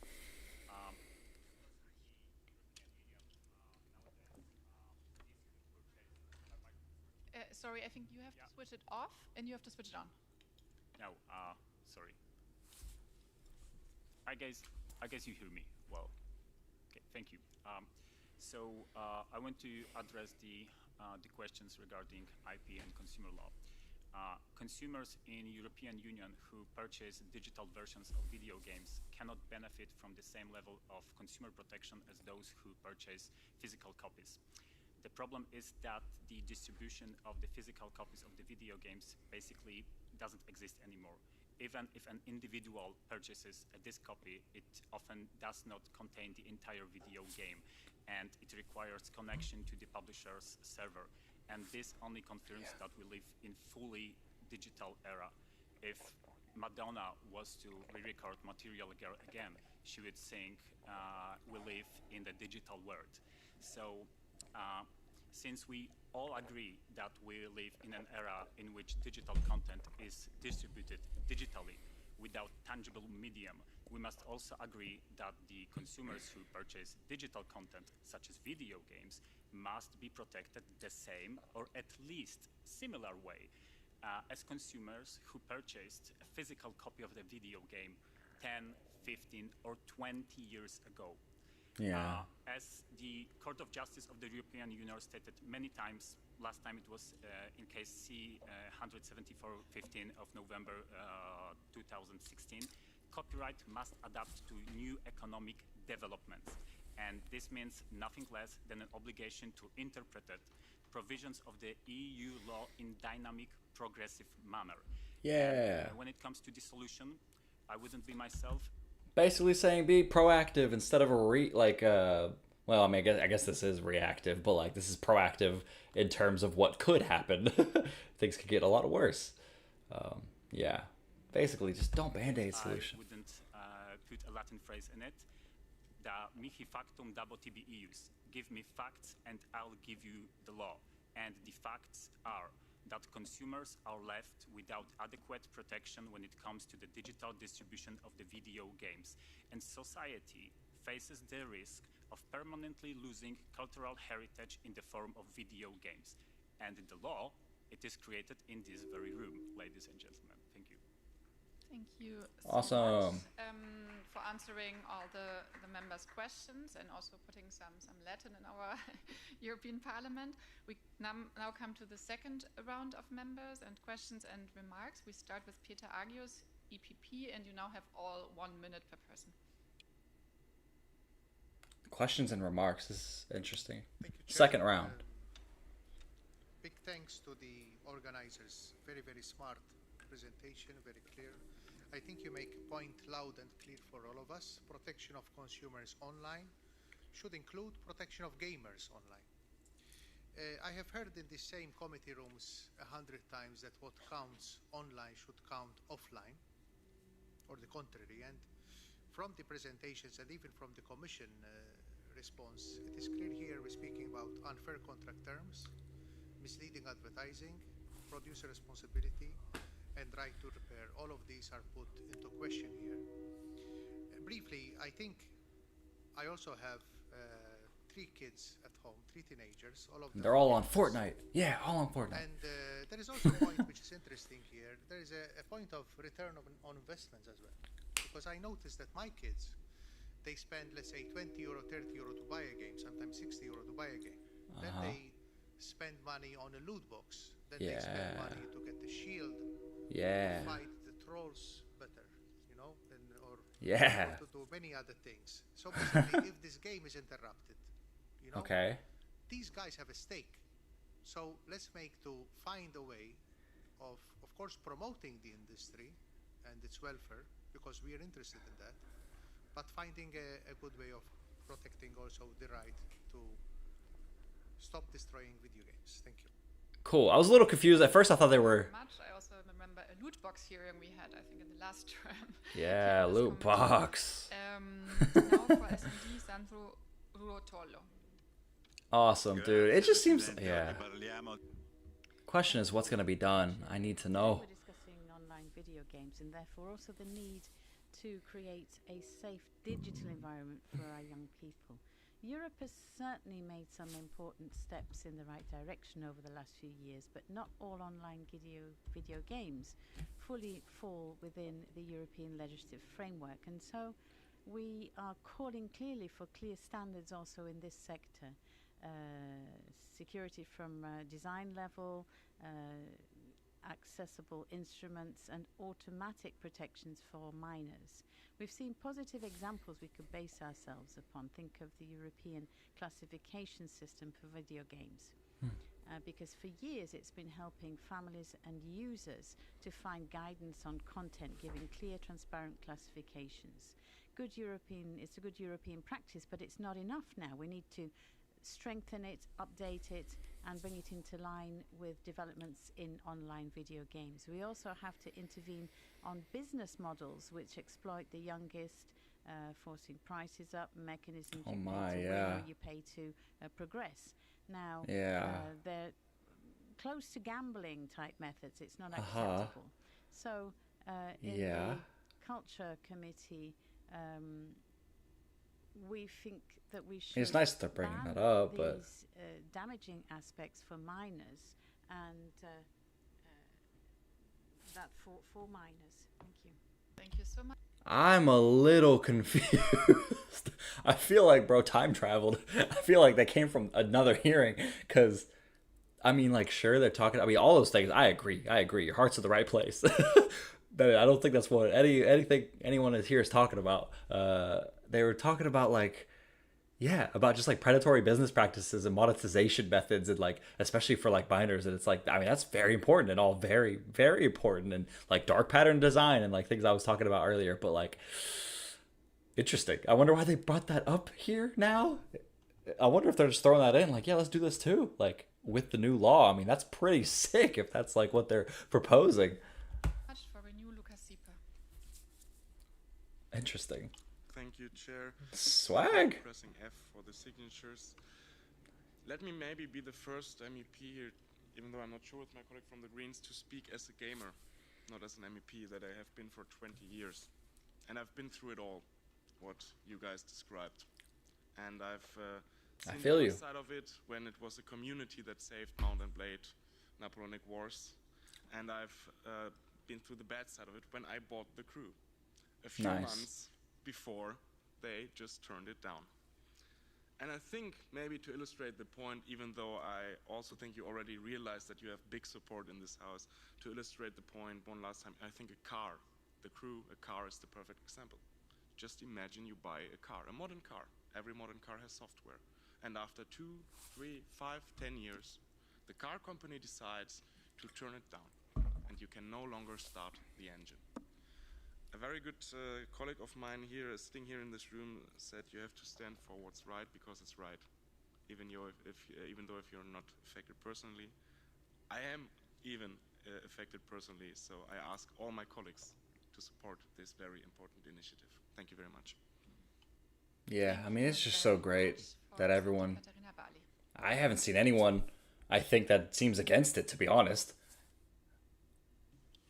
Yes, thank you very much for also from my side respect for the nein, ich spreche auf Deutsch. Respekt für die Initiatoren dieser Bürgerinitiative. A lot of respect for this citizens initiative, more than 1 million signatures. That's a really great thing to do, and it shows how urgent this matter is. We're talking about a lot of money, more than 46 million of income generated worldwide, and more than music.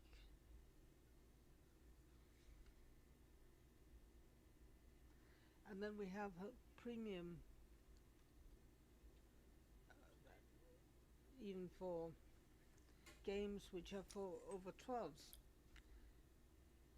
And the investigation of consumer organizations show that there is a considerable impact, and there's a lot of addictive behavior, and it all costs money, and the money is lost when you can no longer play the games. My question to the Commission: the Digital Fairness Act was mentioned. Is there a need to tackle the issues that we've heard about or do you feel that existing legislation covers it? As the experts seem to be saying. And the second question, is the Commission going to do something about premium in-game purchases? Floor back to...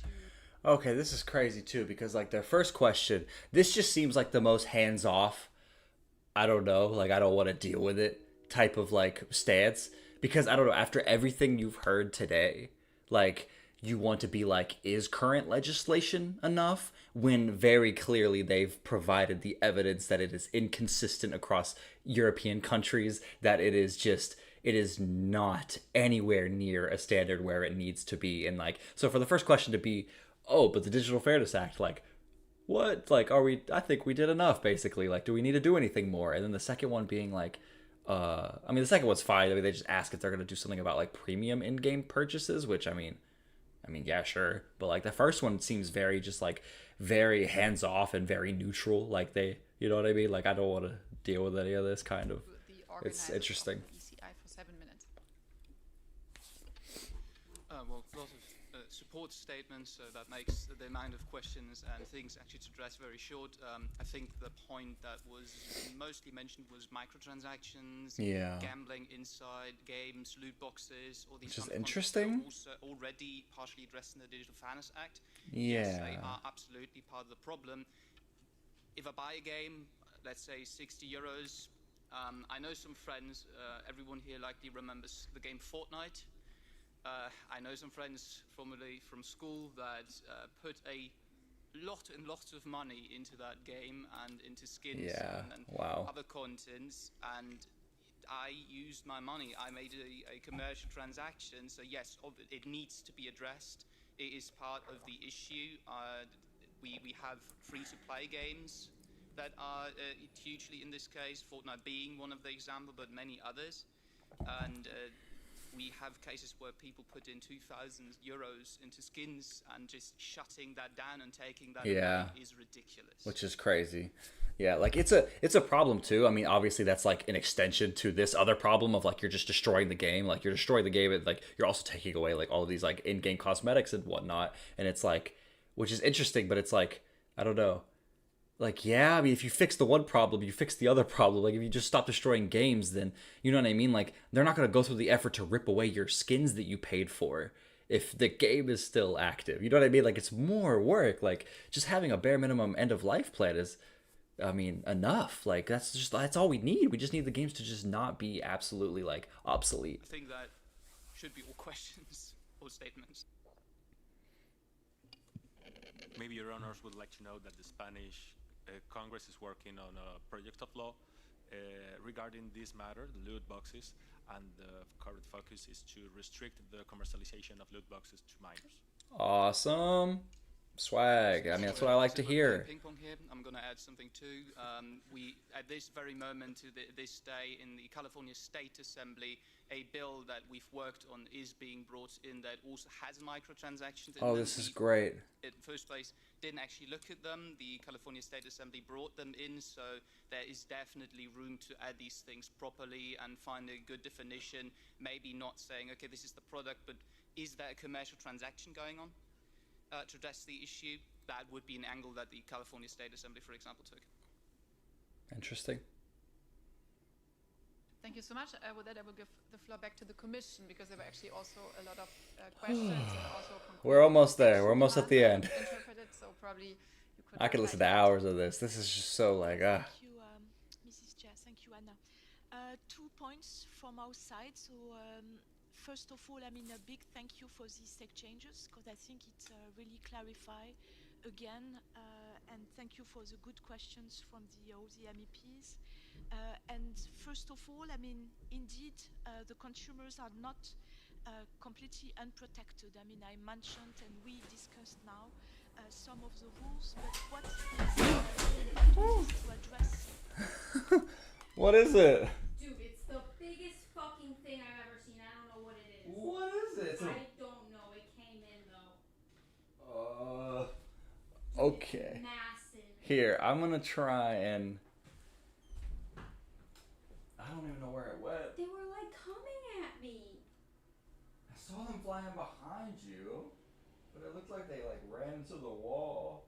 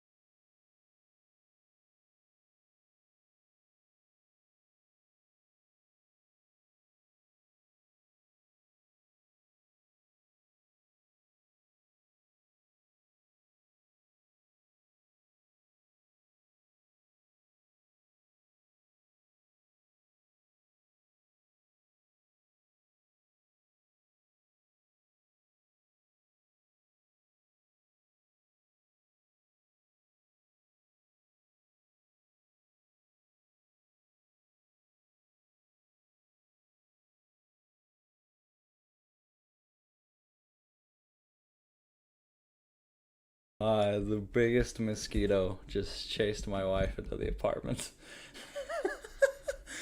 I'm getting chills thinking about it. Oh my goodness. Yeah, that thing. Oh my goodness. That thing was massive. I don't even feel right calling it a mosquito. Okay, we're gonna continue this. We only have like 5 more minutes left. I want to see what they're saying.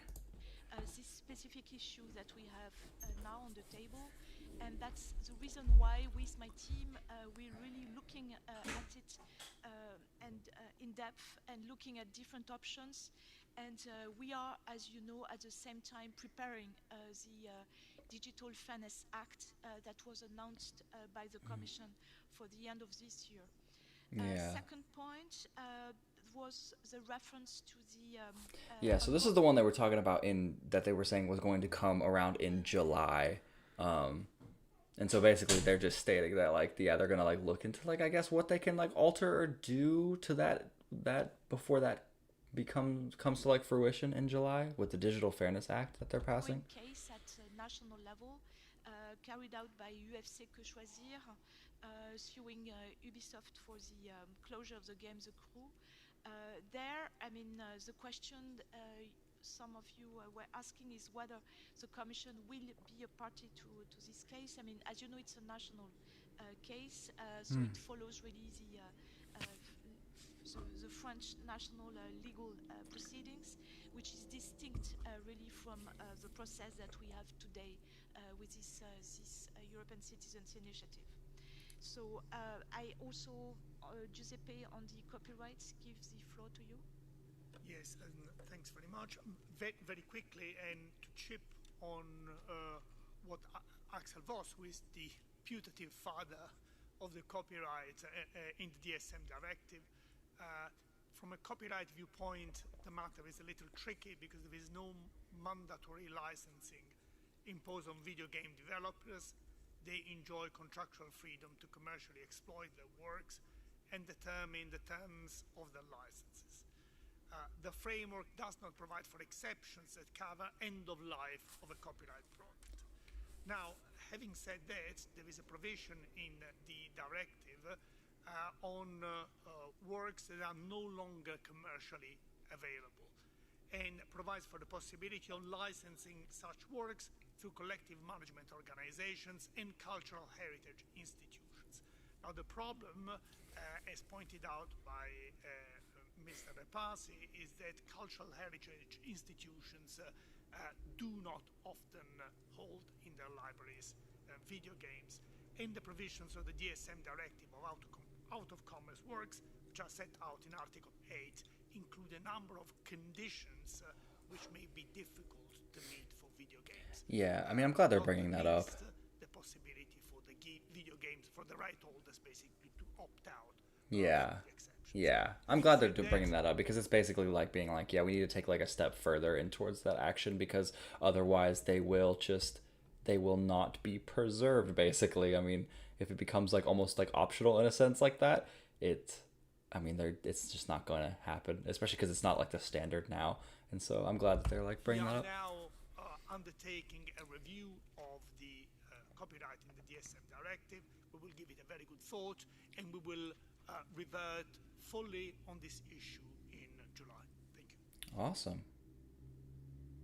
Thank you very much. So this concludes our hearing. I mean, I can just say that I heard a lot of support from basically all the political groups for your initiative. And I mean, yeah, it sounded like everyone. Again, for the great work you have done, and all the citizens that were also engaged in the topic. I would just at the end give the floor also to the vice chair of PETI again, and then to the jury chair if you want to for some concluding remarks, please. Thank you, Chair. On behalf of PETI Committee, I obviously would like first to sincerely thank you everyone for the focused and constructive discussion we just had on the European Citizens Initiative Stop Destroying Video Games. And the hearing allowed us to fully listen to and assess the potential of the initiative. I would like to thank all the speakers who have brought further clarity to the issues under discussion. And today we have had the opportunity to understand directly from the organizers, experts and stakeholders about various challenges that arise when video games become unplayable after sale due to discontinued services or disabled access. And this initiative highlights a real concern for millions, and as far as we understand from the presentations, probably hundreds of millions European citizens, ensuring that digital purchases remain functional and that consumer rights are respected in the evolving digital landscape. I trust that the insights shared today will inform our continued work and will provide the European Commission with a clear understanding of the importance citizens attach to this matter. I encourage all participants to maintain the constructive dialogue and to consider the concrete proposals and experience discussed here as we move forward. Thank you once again for the contributions. Wow. I mean, well, thank you that's very just much, great. Because for your contributions, I can reiterate the broad support from three committees, and also I can reiterate that we will continue to follow this initiative and while we are maintaining the open dialogue with the stakeholders. Thank you. Awesome. I mean, that's just great. That is like, I don't know. I feel like this was pretty best case scenario in a lot of ways. I mean, everyone was unanimously like in support of doing something about it and changing. There were some people who did seem like the one person specifically near the end who was saying that like, aren't we kind of doing enough with the Digital Fairness Act, which is, did feel very hands off, but like everyone else seems like unanimously open to doing something. And just like, I don't know, now it just seems to be a question of moving forward of like, what are they going to do and what's going to be done? And I don't know, most of the questions they had seemed to be almost like, most of them felt uneducated whenever the members were asking questions of like, well, how would we go about this? But other than that, there was like a few that felt like maybe like kind of in fear of publishers. But those ones were very like few and far between, it felt like. I don't know, overall it just felt, I don't know, I feel very good going forward, and I can't wait to see like what they actually end up doing. I don't know when the next, or like what happens from here, considering everyone like unanimously basically was like, okay, we have to do something, which is honestly just so great. And everyone being able to bring up the examples and talk so eloquently about why that this should be stopped and that we should do as much as we can like going forward. So I don't know, thank you to everyone like at Stop Killing Games, and shout out everyone there like for being so just open-minded towards doing something. It was really refreshing. I went in with being like so ready to be like to hear people have crazy like rebuttals and I don't know, just like stand ground on like misinformation and like a deep misunderstanding of the medium. And that is not what we got. And so I'm just really happy that something is going to be done. And now it's just the waiting game to see what that is. And so thank you all so much for watching. I really appreciate it. And down below is the Stop Killing Games link to their website. So you should go over there and look at their website. They have a lot of cool stuff on there. Thank you so much for watching. And yeah, I can't wait to stream what happens in the future or any like Stop Killing Games